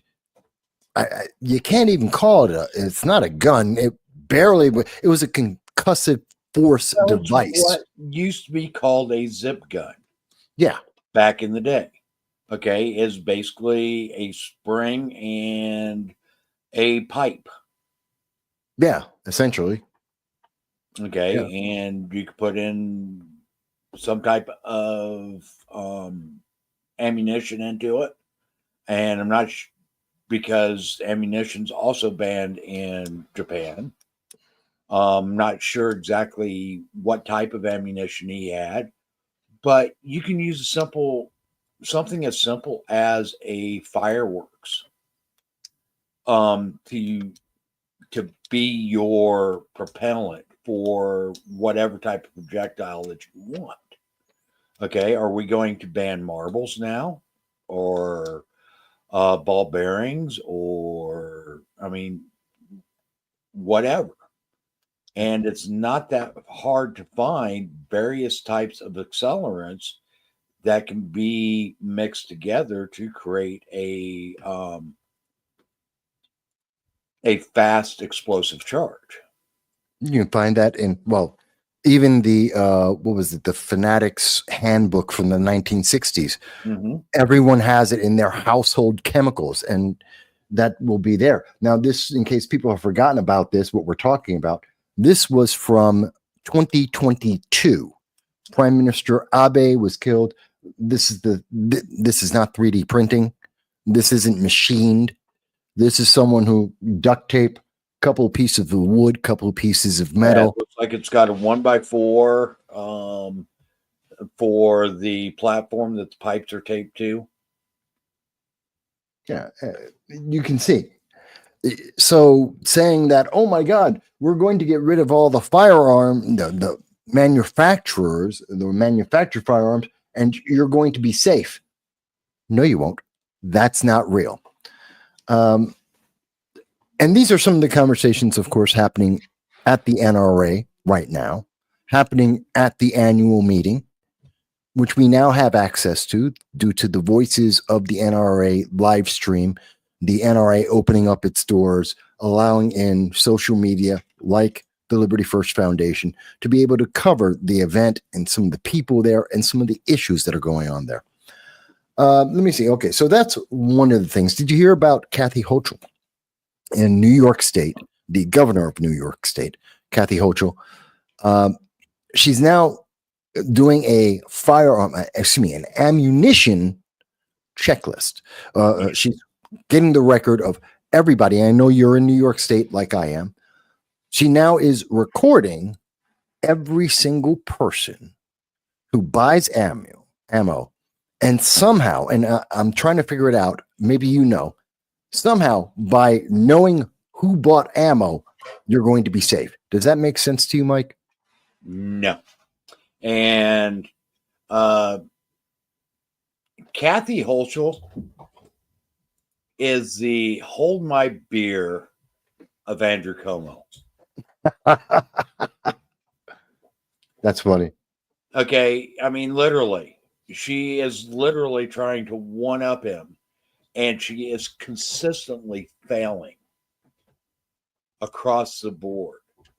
And every time that there's another one of her regulations or one of New York's regulations are struck down by the courts because of how egregious they are, she comes out with an even more egregious law. Okay, that one's already in the courts being challenged. and it will be overturned and it will be thrown out as just like the rest of the ones that she's done have been. So like I said, she is literally the hold my beer of Andrew Cuomo. It's incredible to me. But the excuse that they use, and that's the part that really gets me, because if you think about it logically, no feelings, don't put in, without injecting feelings and the desire for safety above all. If you're not doing that, which emotionally is a manipulation, it's altering the way you're seeing reality. Once you step away from that, you have to ask. I can't explain this. The math, the equation that goes on in her mind that says, okay, I know who bought the ammo. That's going to stop someone, a criminal, someone who's a mad person, some psycho, from causing harm. MS-13 doesn't care. Venezuelan gangs, U.S., the Bloods and the Crips don't care. One, they're not registering. They'll steal someone's ammo. They'll use a fake name with a fake ID. Even if they have their actual name, they don't care. They don't care about going to jail. For the Venezuelan gangs, for the MS-13, it's an upgrade to go to American jails. They don't care. And the criminally insane, they don't even consider that. Most mass shooters want to die, so they don't care. How does it make someone safe? Go ahead. Here's the thing. How is an ammo registry of any type going to help solve a crime? It's not like the ammo is actually traceable. It's traceable once it's fired out of a firearm, but the individual ammo isn't traceable. There is no means of determining that this person purchased this particular round of ammunition. Okay, so are we going to round up everybody that bought 5.56 ammunition the next time a 5.56 round is found at a violent crime found used in a violent crime, or 9mm or 22, or I mean, you can't even tell who the specific manufacturer is when the round is expended. Okay, you can't trace it back like that. So this ammunition registry is more tyranny placed upon the users just to make it harder for us to be able to defend ourselves. That's all it is.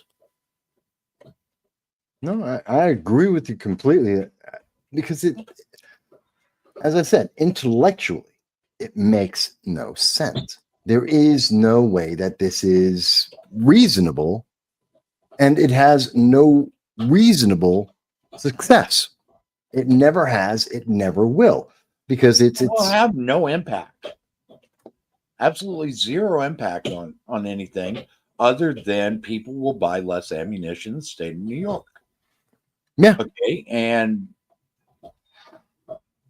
that doesn't prevent them from going over to Vermont to buy ammunition, or to Pennsylvania, or Ohio, or any number of places. Yeah, you can go to New Jersey, take a trip to Virginia, go over to Kentucky, Idaho, I mean Canada. Hell, you can go to Canada or Mexico. Right. So it's not realistic. No, it's not. There is, I mean, she is so detached from reality. It's literally unconscionable. Well, we're seeing a lot more of that. I think that we're seeing a lot more of these politicians completely detached from the reality. I saw recently, April 21st, Eric Swalwell on X, Twitter, left a post, which I did in one of my Sunday live streams. He's complaining about the price of eggs. The price of eggs have dropped by like 75%. We're back at the same level of It's cost like of eggs. 82%. Yeah, That's and we're back to the same level as in July of 2022 under the Biden administration when Bidenomics took it part and escalated the price. So we've actually gone back to the early stages of the Biden administration at levels that Democrats were perfectly fine with, but now it's under Trump and he's like, oh, it's too high. The price has dropped. He's that disconnected. He doesn't know what's happening. And thing is, he's not disconnected. He is literally trying to, a dust storm raises and he goes fire. Right. Okay. That's literally what it is. There's not even smoke there. Okay. A little bit of dust was stirred up and he is yelling fire. Okay. Yeah. And that's typical of pretty much all Democrats during both Trump administrations. Okay. They are so dead set to keep their current system in place because they know that they can actually use it to enrich themselves, that it is scaring them that it's going to go away. I did want to mention for audience out there right now, I know people are popping in and out throughout our live coverage from the NRA Annual Meeting 2025. We are voices of the Second Amendment on the convention floor, providing live coverage. Our associate, Frank Johnson, also with the Liberty First Foundation, is there, and he's there live. He's rounding up more guests. They're rounding up the guests as we speak, but something that everyone can do. I know the audience is here. Please don't forget, you can ask questions of all of our guests and or Frank and our team down at the NRA to ask them what's going on at the event. We know that there are more people there today than there were yesterday. You can ask about what are some of the topics that are being discussed. You can ask questions like I have, and as Michael has, about some of the people who are being interviewed about the products, the legislation, the questions you might have. We are always happy to hear your voice and yes, to critique. Yes, we are aware of our technical limitations, but that's okay. We're working through that. Okay. That's life. We are still here. We're still live. We're still doing this. Okay. And we try to adapt to these limitations as best we can. That's what happens when you have a small company. You grow, you adapt. And we are still providing more coverage and better quality coverage than you're going to get from NBC, MSNBC, CNN, ABC, CBS, who might give you a 30-second summary in their, whether it's local news or national news. They might cover 30 seconds of the event tonight or tomorrow or Monday. They might portray it as a negative. Oh, absolutely. And they'll tell you that we're evil for having done this. They won't tell you that, as we just saw in the interview with BOS Lock, that this is about safety, to protect your children, to protect your loved ones, to make sure they're able to defend themselves. But at the same time, when they're not defending themselves, that no one is going to use that firearm to harm anyone, either by accident, kids playing with the firearm, someone mishandling it as they're cleaning. It's going to protect people. They don't want to tell you that in the mainstream media. That's not the approved message. But as you just saw live in our coverage, that's what's happening. That's the reality of what's being done. And we got to thank our good associate Frank for being there and taking care of that live while we couldn't be there for many reasons. So I'm going back and forth a little bit here, Mike. Obviously, I'm a lot more used to dealing with conventions. Oh, yeah. I've gone to many of them. CPAC, Freedom Fest. I've gone many years, so I'm kind of used to the pace and the insanity of it all. But what are you thinking of it? Well, so far from what I've seen, it's looking like it is probably a very well set up and established show. But I know that they are undergoing some extreme transitions with the ousting of LaPierre recently. So they are struggling a little bit with dealing with that, but they are still doing a great event.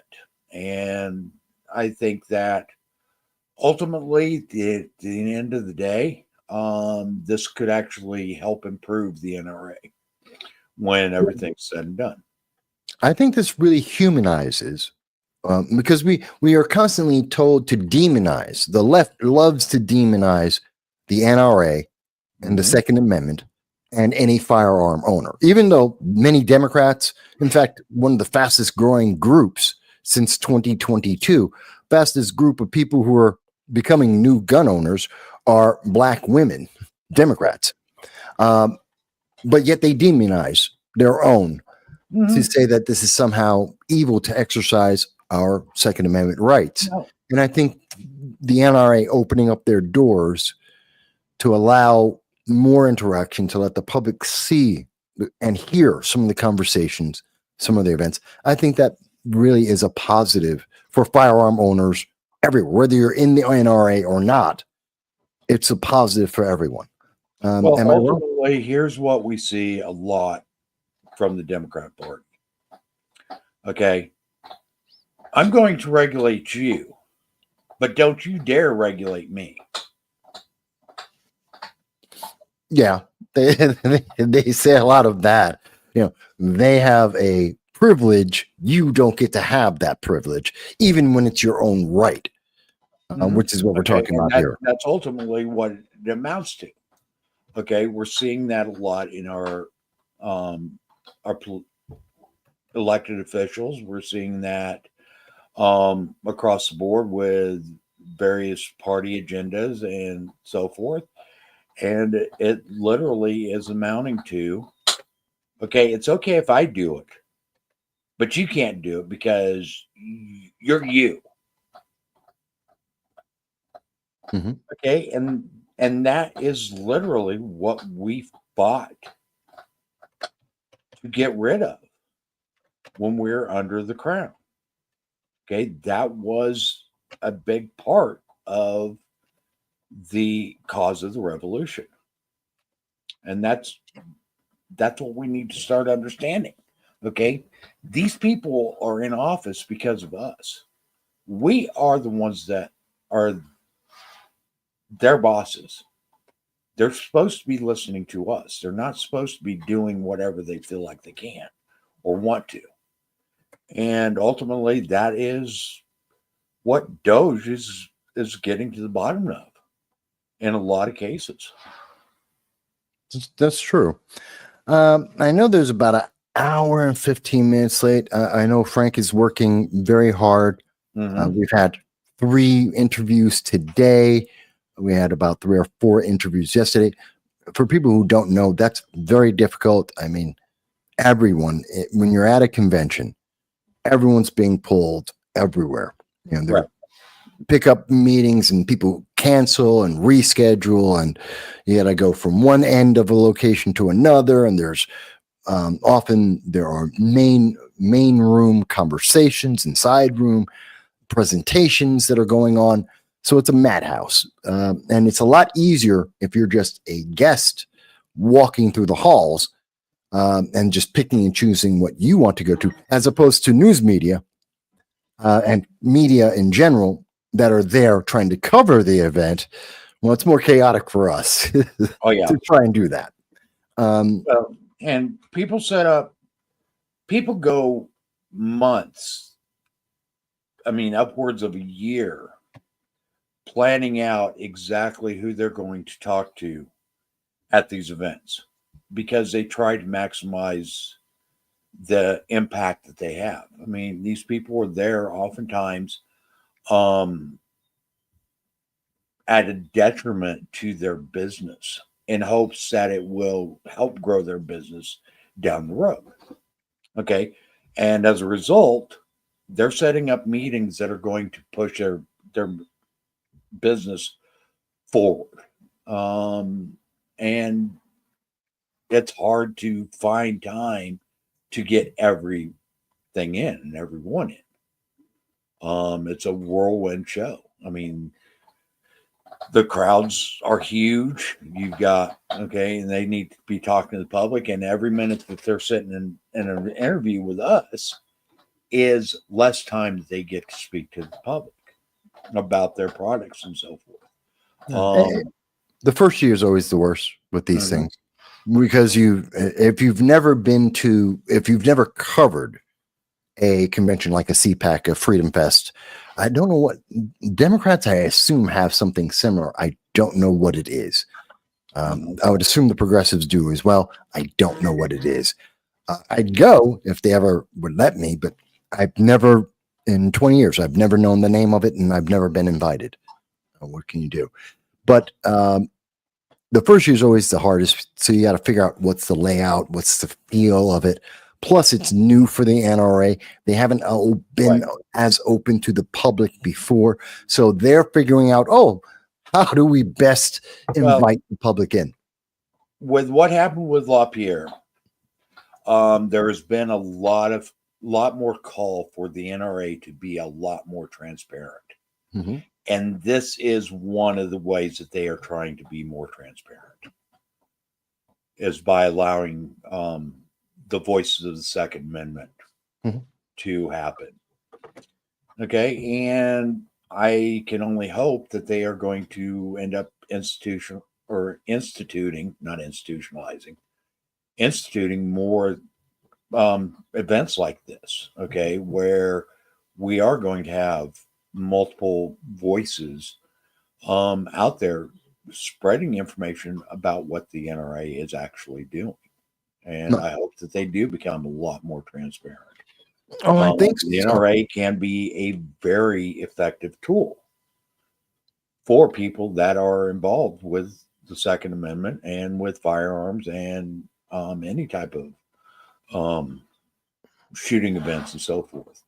Yeah. Now, mind you, have to understand that that's what their purpose is. It's their purpose is to help their members and to help the community as a whole. Yeah, as I said before, I think humanizing it is one of the ways that they help, because it helps take away the stigma that the left has tried to place upon the Second Amendment to firearm owners and the NRA or any organization that is pro Second Amendment. Exercise your rights.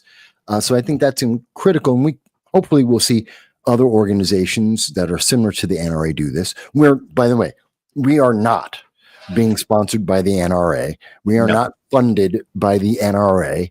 I wish that they were sponsoring us. I wish they were giving us a check. That would be fantastic. But they're not. So for those who might be questioning and saying, well, can you guys speak freely? Absolutely. They haven't given us a dime. They're not our sponsor. So we're just being honest in our feelings about everything and honest about the event as well. And actually, I am going to be quite honest right now. Okay. I don't, with as many members as the NRA has and as much money as they bring in, I don't think the NRA is as effective at preventing anti-gun legislation as they should be and as they could be. They used to be better. Right. But I think they fell behind in the media circus. In recent years, they have gotten a lot worse than what they used to be. I'm hoping that this, with what's going on now, marks a change. Okay, so, I mean, I'm going to be point blank with you. That's my opinion. Okay, others may share it, others may not. But that's my opinion, is I don't think the NRA has been in past years as effective as they could have been. Well, again, we may be seeing a turnaround of that. And I think this could be the first step in that. And I hope people, and that's why we look forward to hearing everyone's comment. Please do comment, folks. Even if you want to, whether you want to do a super chat or not, that's fine. Just comment. Let us know what you're thinking. And of course, the questions. I think we left a comment up earlier saying we look forward to hearing your questions when we have the various people who are being interviewed and Frank and the rest of the team there to ask them.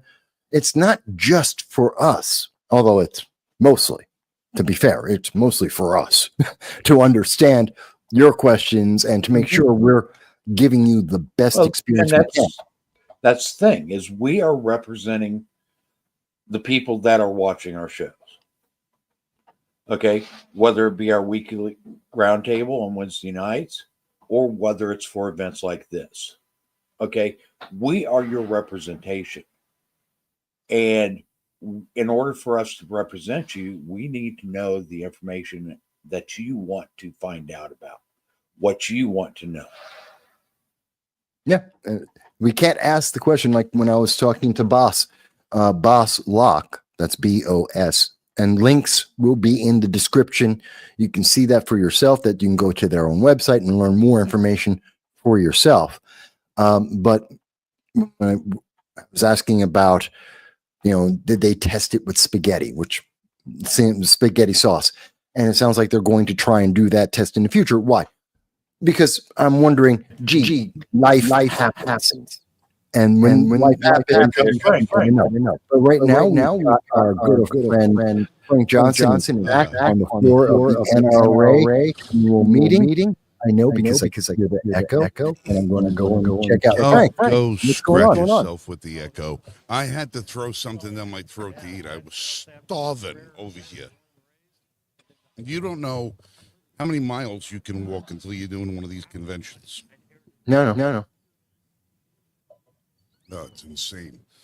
Yeah, you see, we got guys in the booth. They're here having a conversation behind us. We're going to throw Rick's mic up, so if you want to join in, Yep. Dalen's going to eat a sandwich. On camera. so we can see and hear. Yeah. Things Oh, are that's always good. Yeah, things are starting to wind down a little bit over here because they have a big concert going on across the hall at the Mercedes Arena. And people are starting to leave here and go there. And it's funny, you can tell who the people that are walking around here armed are, because there's no firearms allowed inside the Mercedes Arena. So all the unarmed people went over there, and the rest of us are still sitting here. And for tonight's show is the Freedom Experience. It's the NRA Big Country with Big and Rich.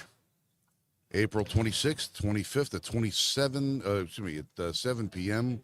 at the Sydney Marquis Auditorium. This event is a general. It's a general admission. There's no what do you call it there? There's no seating arrangements, and we happen to have 3 tickets.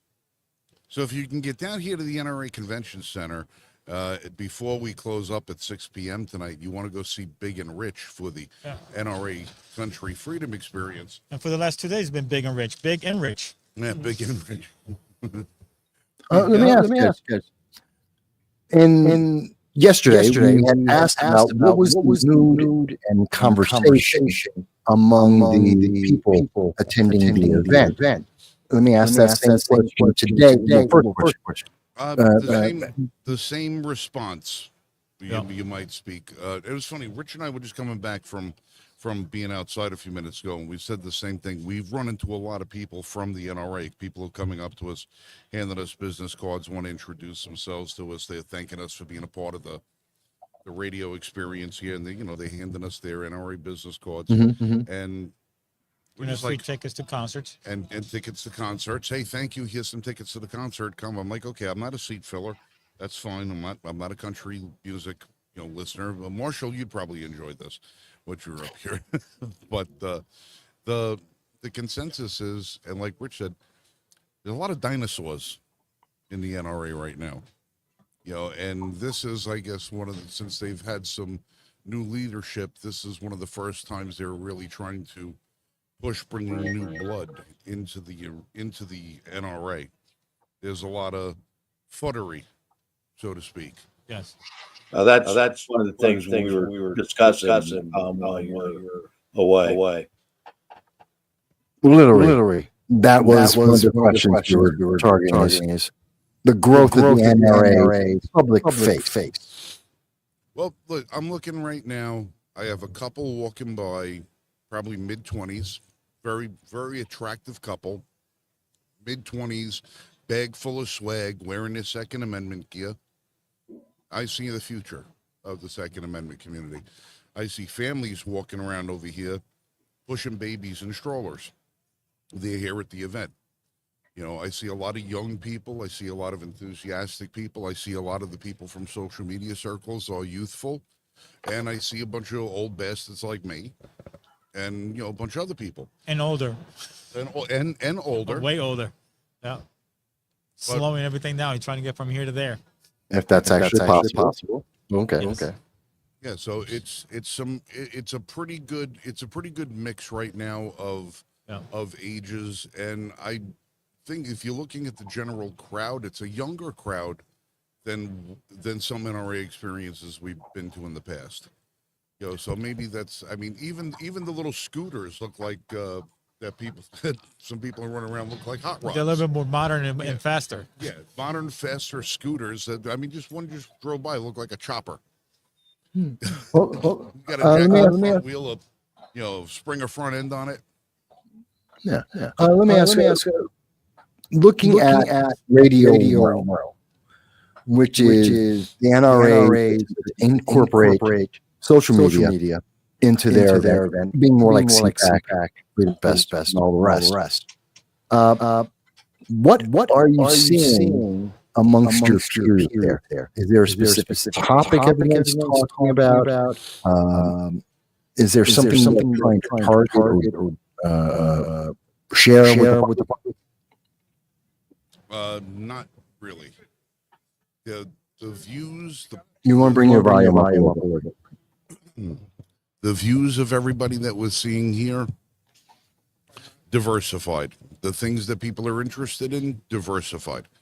There's nothing that's a unifying factor that I can really, determine. There's nothing that's, stand out. There's nothing that's really, grab you by the neck and shake you and say, hey, look at this. Nothing. Okay. Then I got a question. But that's not a bad thing. That's not a bad thing, though, because a lot of times when we've had in the past where there's been that one topic that people were talking about, it was usually something negative. So the fact that there's nothing right now overall negative for people to really grasp onto, people I think are able to go about their normal routine and express themselves and the interests that they would normally have without having the sword of Damocles over their head. That's a good point. Really good. There is a question that came from OG Redbeard, who's been watching our country. As we're about to get through the 100 live viewer mark, and we appreciate that for our audience. But OG Redbeard said they have a concern about the left, that the left is infiltrating the NRA and therefore affecting our ability to protect, or rather the NRA's ability to protect the Second Amendment. What do you have you seen that on the floor there, or throughout the event? No, I have not seen. Listen, anybody that I know who would come here from the left would be somebody who would be triggered, use their word, would probably within the first 5 minutes and have some sort of explosive emotional event that required them to be escorted from the facility. I don't think any of them are either calm enough or that good of an actor that they could walk around this facility with people walking around with guns on their hips, drooling over the biggest, latest, and greatest and stuff like that, and not flip out. If David Hogg walked in here, he would literally just probably melt into a puddle of shit because he would resort back to his primordial state. There's no way they could survive walking around in here. Just the number of American flags that you see here would be enough to. It's like, hanging garlic on your front door to keep the vampires out. They're not coming in. National anthem first thing in the morning. National anthem first thing. I mean, and the thing is, you have a couple of people. Like, here's a kid who's walking by right now. Kind of looks like a little bit of a hippie. He's got his sandals on. He's got his long curly hair. He's got his camouflage shorts on, and some wacky looking T-shirt. Okay. But he's one of the Second Amendment hippies. Yes. He probably lives on a homestead somewhere, and this is the best sort of pile of clothes that he could find, to come here to the event. Because the Second Amendment is not a one size fits all demographic. Yeah, and that's the thing too. That I noticed, very diverse. The group of people, of all colors, and Spanish, blacks, whites, mixed together. Foreigners. I've seen a bunch of foreigners here too. Yeah. Speaking different languages. Everybody's just kind of enjoying the show, checking out all the. Everybody's playing with the toys, looking at the guns, doing what they're doing. Yeah. I haven't seen a single confrontation of any kind. No. Not the Wait a minute, Frank. Yes. Frank. There's firearms there. I know. There's no confrontation, and people have all those guns in one place. Not one single firearm has got up and shot at anybody. Right. I am amazed at how well trained these guns all are. And everybody's polite. Everybody's like, if you're walking when there's a lot of people, they all kind of move out of the way, or if they bump into you to say, "Excuse me, I'm sorry." It's just been great. I was walking by the SAR booth earlier today, and an elderly woman tripped on a piece of unsecured carpet, and she took a good fall. It was, oh my God, I've fallen and I can't get up kind of moment. It wasn't that much. She tucked and rolled. Okay, she tucked and rolled. She covered herself pretty good when she went down. No sustained injury. 20 friggin' people swarmed around her like a cocoon to make sure that she was okay. It was, everybody just ran to help her. Nobody took out their phone and said, "Ha ha, look at the old lady who fell down." No, everybody ran over. Missed opportunity, I think. But everybody ran over to help her, to get back on her feet. And then within like a minute, there was a gurney brought in with 2 paramedics, picked her up, put her on the gurney, checking her blood, blood pressure, checking her eyes and make sure she didn't get concussed in the fall. And I said to myself, they're that prepared to handle somebody who fell down. This is not,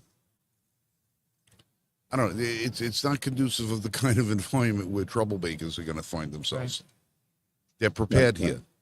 Things are prepared. And the thing is, the community is helpful. Right. As soon as somebody need help, everybody was there right around them. Yeah, and people holding the door open for you, or if they see some kind of challenge, they try to just step in, try to help out. Even with vendors, I mean, it's just been awesome. You got to see leaving here, getting on the escalators. There's 3 floors of escalators you have to get through to get out of this building, right? Okay. There's 5,000 people online at the escalator, not a single person pushing. Right. Yeah. They're alternating traffic to get on the escalators. Right. To make the flow as quickly and done and even as possible. It's crazy how well behaved the masses can be when you have people who are civically minded. And when you take into account, they're all armed. And according to what you've been told for decades, from the left, the approved mainstream media, this can't exist. And I think that's a great thing about the NRA doing the voices of the Second Amendment. They're opening up and showing people that just because there's a bunch of people with firearms, that's not a danger. Americans owning firearms is not dangerous inherently to anyone. No, it's the only person it's dangerous to is the person who tries to take them from us. Yeah. That's where it is. But, like OG Redbeard is saying, NRA is a money grab. And listen, for what the NRA has to do, the bottom line is they need money to do it. every organization does. We are not immune to it. Everything that we do costs money. And because we've got certain paperwork that need to be filed, certain things we have to do, in a lot of cases, the things that cost you money are things that cost us more money to do because we have to do it in a different capacity. So, yeah, the NRA has to seek out money. They have to take money in. It's how they operate. You know, so does, you know, every other civil rights organization on the place of the earth. Rainbow Push operates on a $12 million a year budget or something from what I now, as far as saying they're infiltrated by the left, I personally know at least 20 members on the board of directors of the NRA. These are not leftists, at least the ones I know. They're not. There may be plenty of other leftists that are found their way in and whatever, but none to my knowledge that I've seen that could say, okay, hasn't. I mean, you might have some that don't like a certain kind of gun, but that's because of how they were brought up. But I don't hear anybody on the NRA board, at least the people I know, saying they're going to ban something, you know, or prevent people from owning something. I haven't seen that. Haven't heard that. Yeah. That's important to mention. A lot of people don't talk about these things. And they should. There's more people walking by, and it's funny. People are not used to what they're seeing here. You know, you're seeing the three of us sitting at this table, backdrop, and all the rest of that stuff. People are not used to seeing this happen at the NRA. Everybody who walks by all of the booths over here with there's a show going on, they're stopping and they're watching. And what the hell is going on here? What's going on? And when you go outside the booth and you tell them, yeah, we're doing live podcasts from the NRA. We're trying to reach people and everything. And everybody here is, man, that's great. It's fantastic. NRA is doing outreach. They're trying to do this. They're trying to do things different. So, look, there's new leadership at the NRA. There's a new mission statement with the NRA. There's a lot of it getting back to the basics. You know, let's not keep condemning them with the same condemnation that we did 2 or 3 years ago, when the people who were here 2 or 3 years ago are not here now. Well, and like I brought up earlier, okay, I think the NRA is trying to be a lot more transparent than they have been in the past. And that can only be a good thing. Yeah, no doubt. Jeffrey Johnston gave us the tickets to the concert.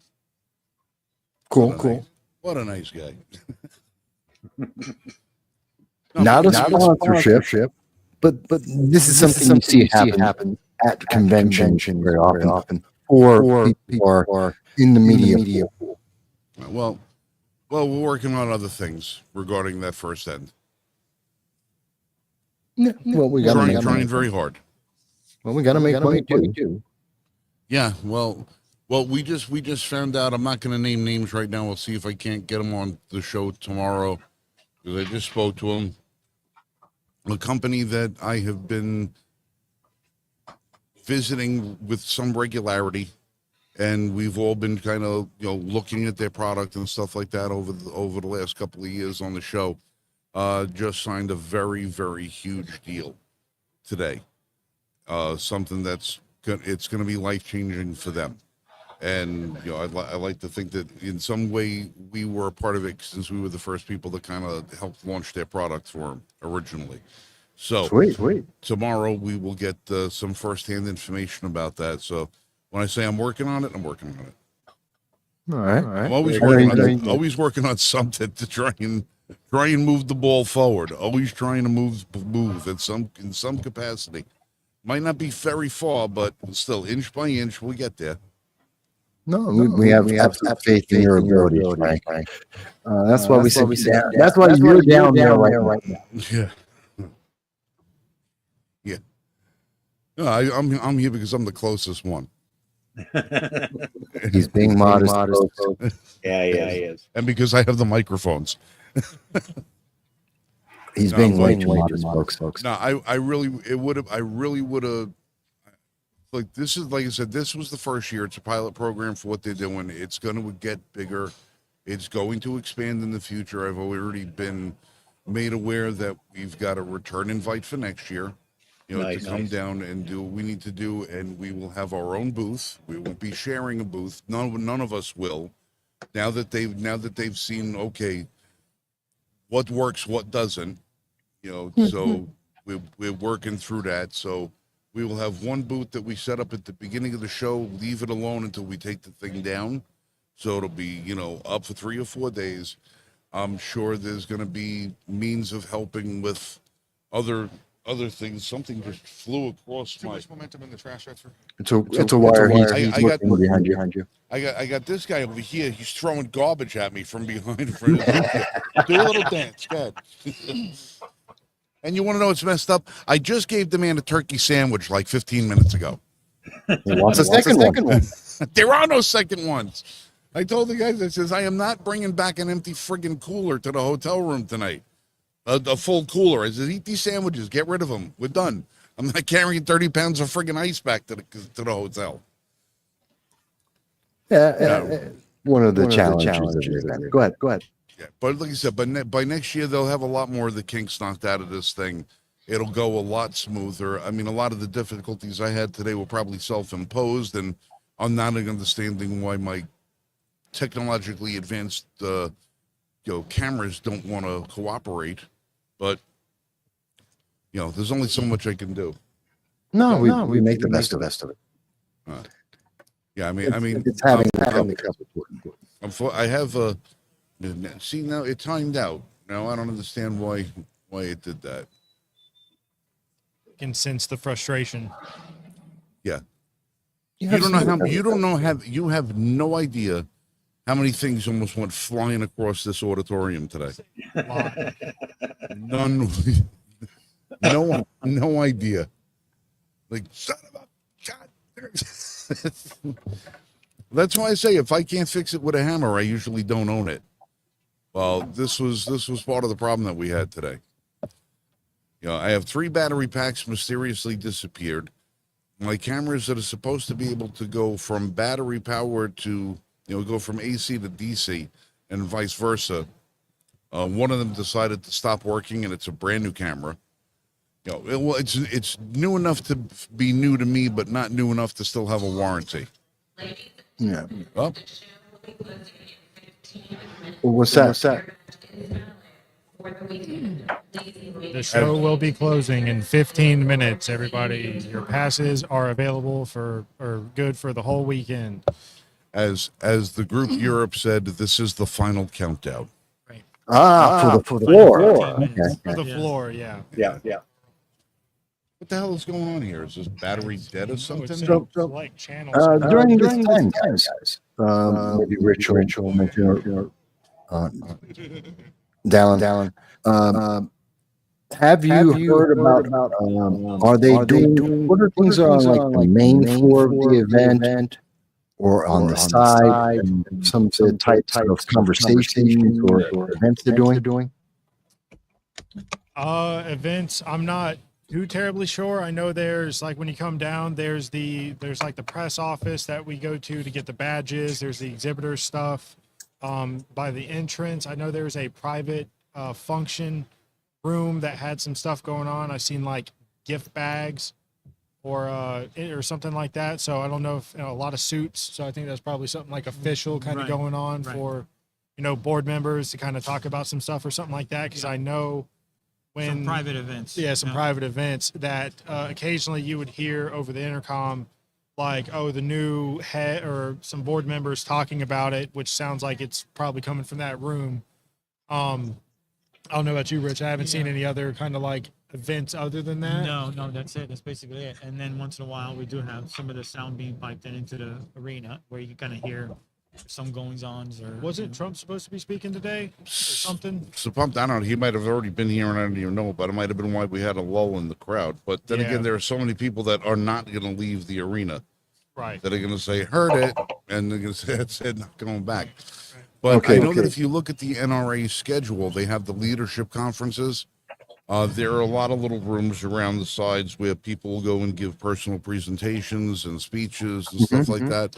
There are a lot of different like the Women in Gun Rights, the DC Project, stuff like that. They have various groups that work with the NRA. Yeah, some type of video trainings also. I noticed in a couple of rooms with different training, concealed carry training and all that stuff, but just like more like a video kind of thing, a presentation. Yeah. As opposed to a training, but more of a presentation. Yeah, there's a lot of that all over the place. For anybody to think that they're going to be able to attend everything that this place is offering over the weekend, you can't. Right, because that's also all the way on the other side. Yeah. So And- when you kind of walk in, either you come to the left where we are, and that's where this is. Or if you go to the right, it's where all these other separate rooms are with different presentations going on and everything. I even saw one of the presentations was about guns from World War II or something. Oh yeah, the gun collectors. You guys remember last year when I came down and I met with the guys who had the girls, the guns from Monte Cassino, the Battle of Monte Cassino, and I told you about the guys who were the Polish civilians who went in there and fought, and they collected all the guns and stuff like that. Those guys here. Tomorrow I'm actually going to do a special little interview. I'm going to run over there and get a hold of the guy before he leaves. I have there's a Iwo Jima survivor here that is from North Carolina, and he's here with the North Carolina Gun Rights Association. He was at the NRA last year, but I went over to interview him, and he wasn't feeling well, so he had left that day. But he's here for this event. I already spoke to him today, and he had his hands full doing some other things. I told him, I says, if you're up to it, tomorrow I'd like to come by and give a little interview with you. And he said, absolutely. And if I can't reach him here, I have his information. I can reach him when I get back home. But I would like to see him here in front of the display they have, because they've got a whole bunch of World War II firearms there. Well, hopefully we will be able to see that tomorrow. That'll be a highlight. Yeah, if you are an antique pistol and rifle aficionado, you need to come to one of the NRA meetings, because there is a section over there. Yep. For collectors. That it's just the Collectors Association, this huge area full of gun collections, and you'll see things you will not see outside of the Smithsonian. Let me ask. I see that the rare, very little coverage is being put onto the NRA Annual Meeting of 2025.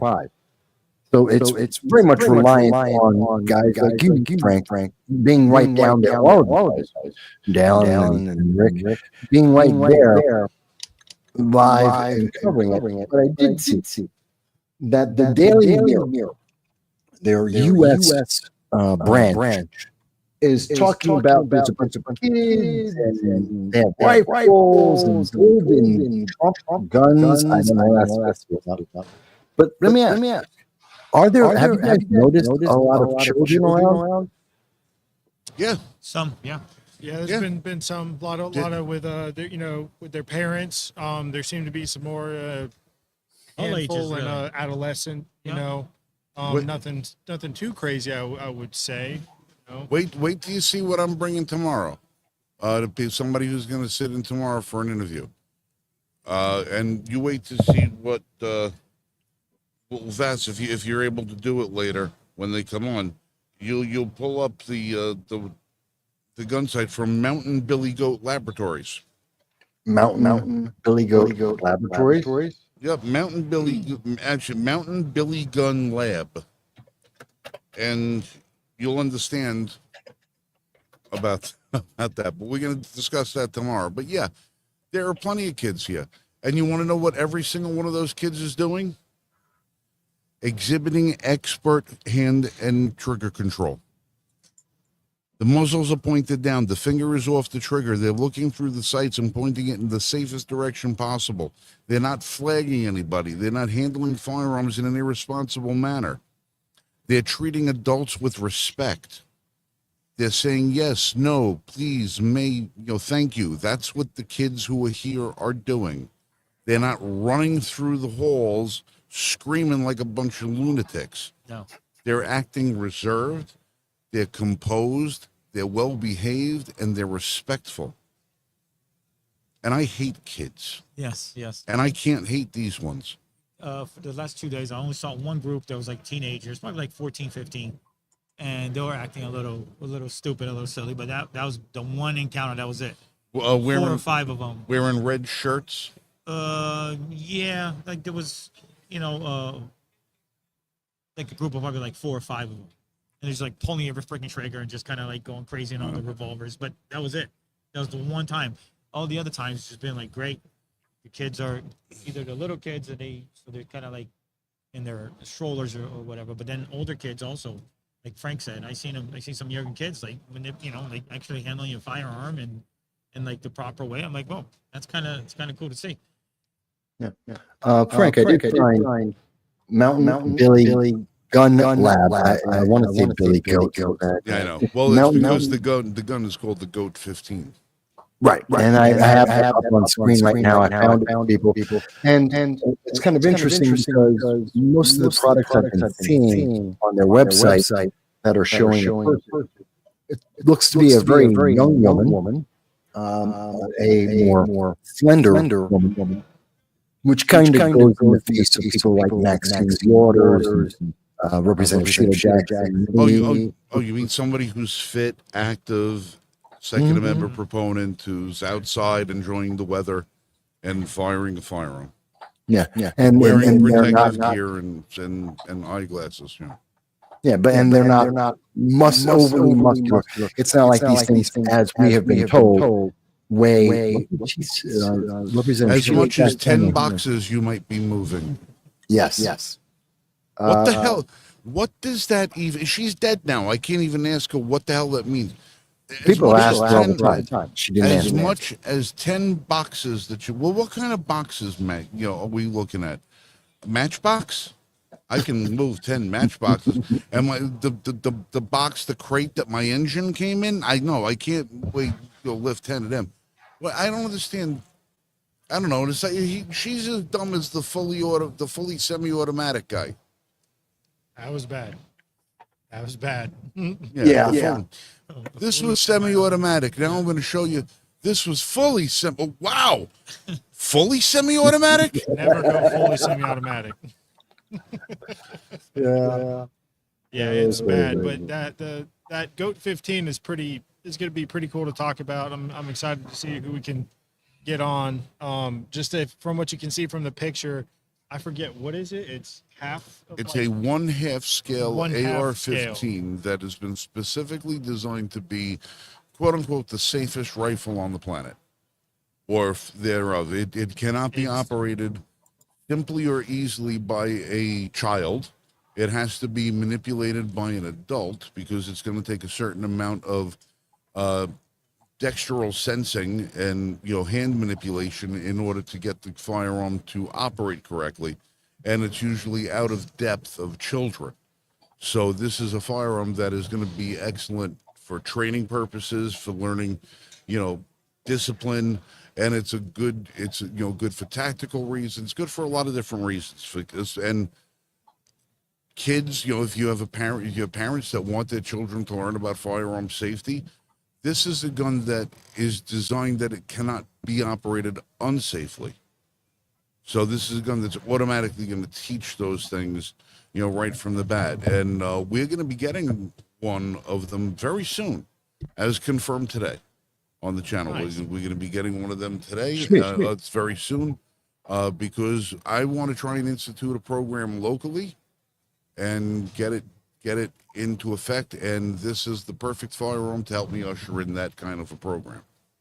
And if it's something that we can usher in, we'll see about getting it ushered into other places, because they're also working on, as ridiculous as it sounds, compliant versions of that rifle. How much more compliant can it get? Paddle grip, right? No threaded barrel, top handle, non-detachable magazine. Cosmetics. For the most part. Well, right now the gun comes as a one-shot rifle. 1 in 5. 1 in 10.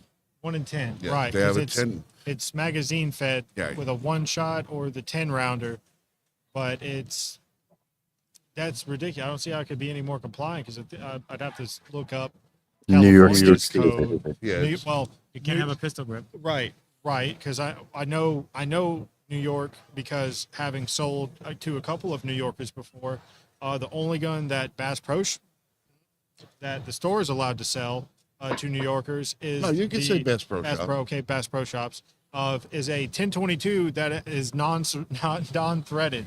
It's the only 10 round it's the only thing we can sell. So that's still lame that. Yeah, we might be able to get away with like a Model 60 or something like that, a tube fed. Yeah, you cannot have a hand grip or a pistol grip. Cannot have a foregrip. Cannot have thread barrel. Cannot have detachable magazine. No adjustable stock, I believe. It has Right, no yeah, adjustable yeah. stock. And if you kind of want, I believe you can override that by having a non-detachable magazine. Right. And then you can Yeah. kinda have And the pistol bullet grip on it. button. But they want you to be called, but render the gun to what they call featureless. Right. Which is Ridiculous. ridiculous. And Yes, speaking about ridiculous, we're signing out of here. Oh, okay, I was about to say. Everybody's starting to clear out, and we have eaten the remaining sandwiches that were in the cooler bag, so I don't have to carry 36 pounds back to the car. So tonight we're actually leaving everything set up exactly the way it is, and we're just hitting the power switch, shutting it down. So we don't have to break ourselves in half trying to get this thing loaded up tomorrow morning. So, listen, guys, thank you so much for joining in and helping us out from New York today. Tomorrow, will be 10 a.m. We'll be on the air, 10 a.m. until probably 12:30. Okay. So, Sounds great. Tomorrow will be the last day of the NRA, and I'm Frank. This is Dalen. And this is Rich. And that's Vast, and that's Marshall. And on behalf of all of us guys, you guys be safe and shoot straight. We'll catch you next time. See you. Thank you, everybody, for joining.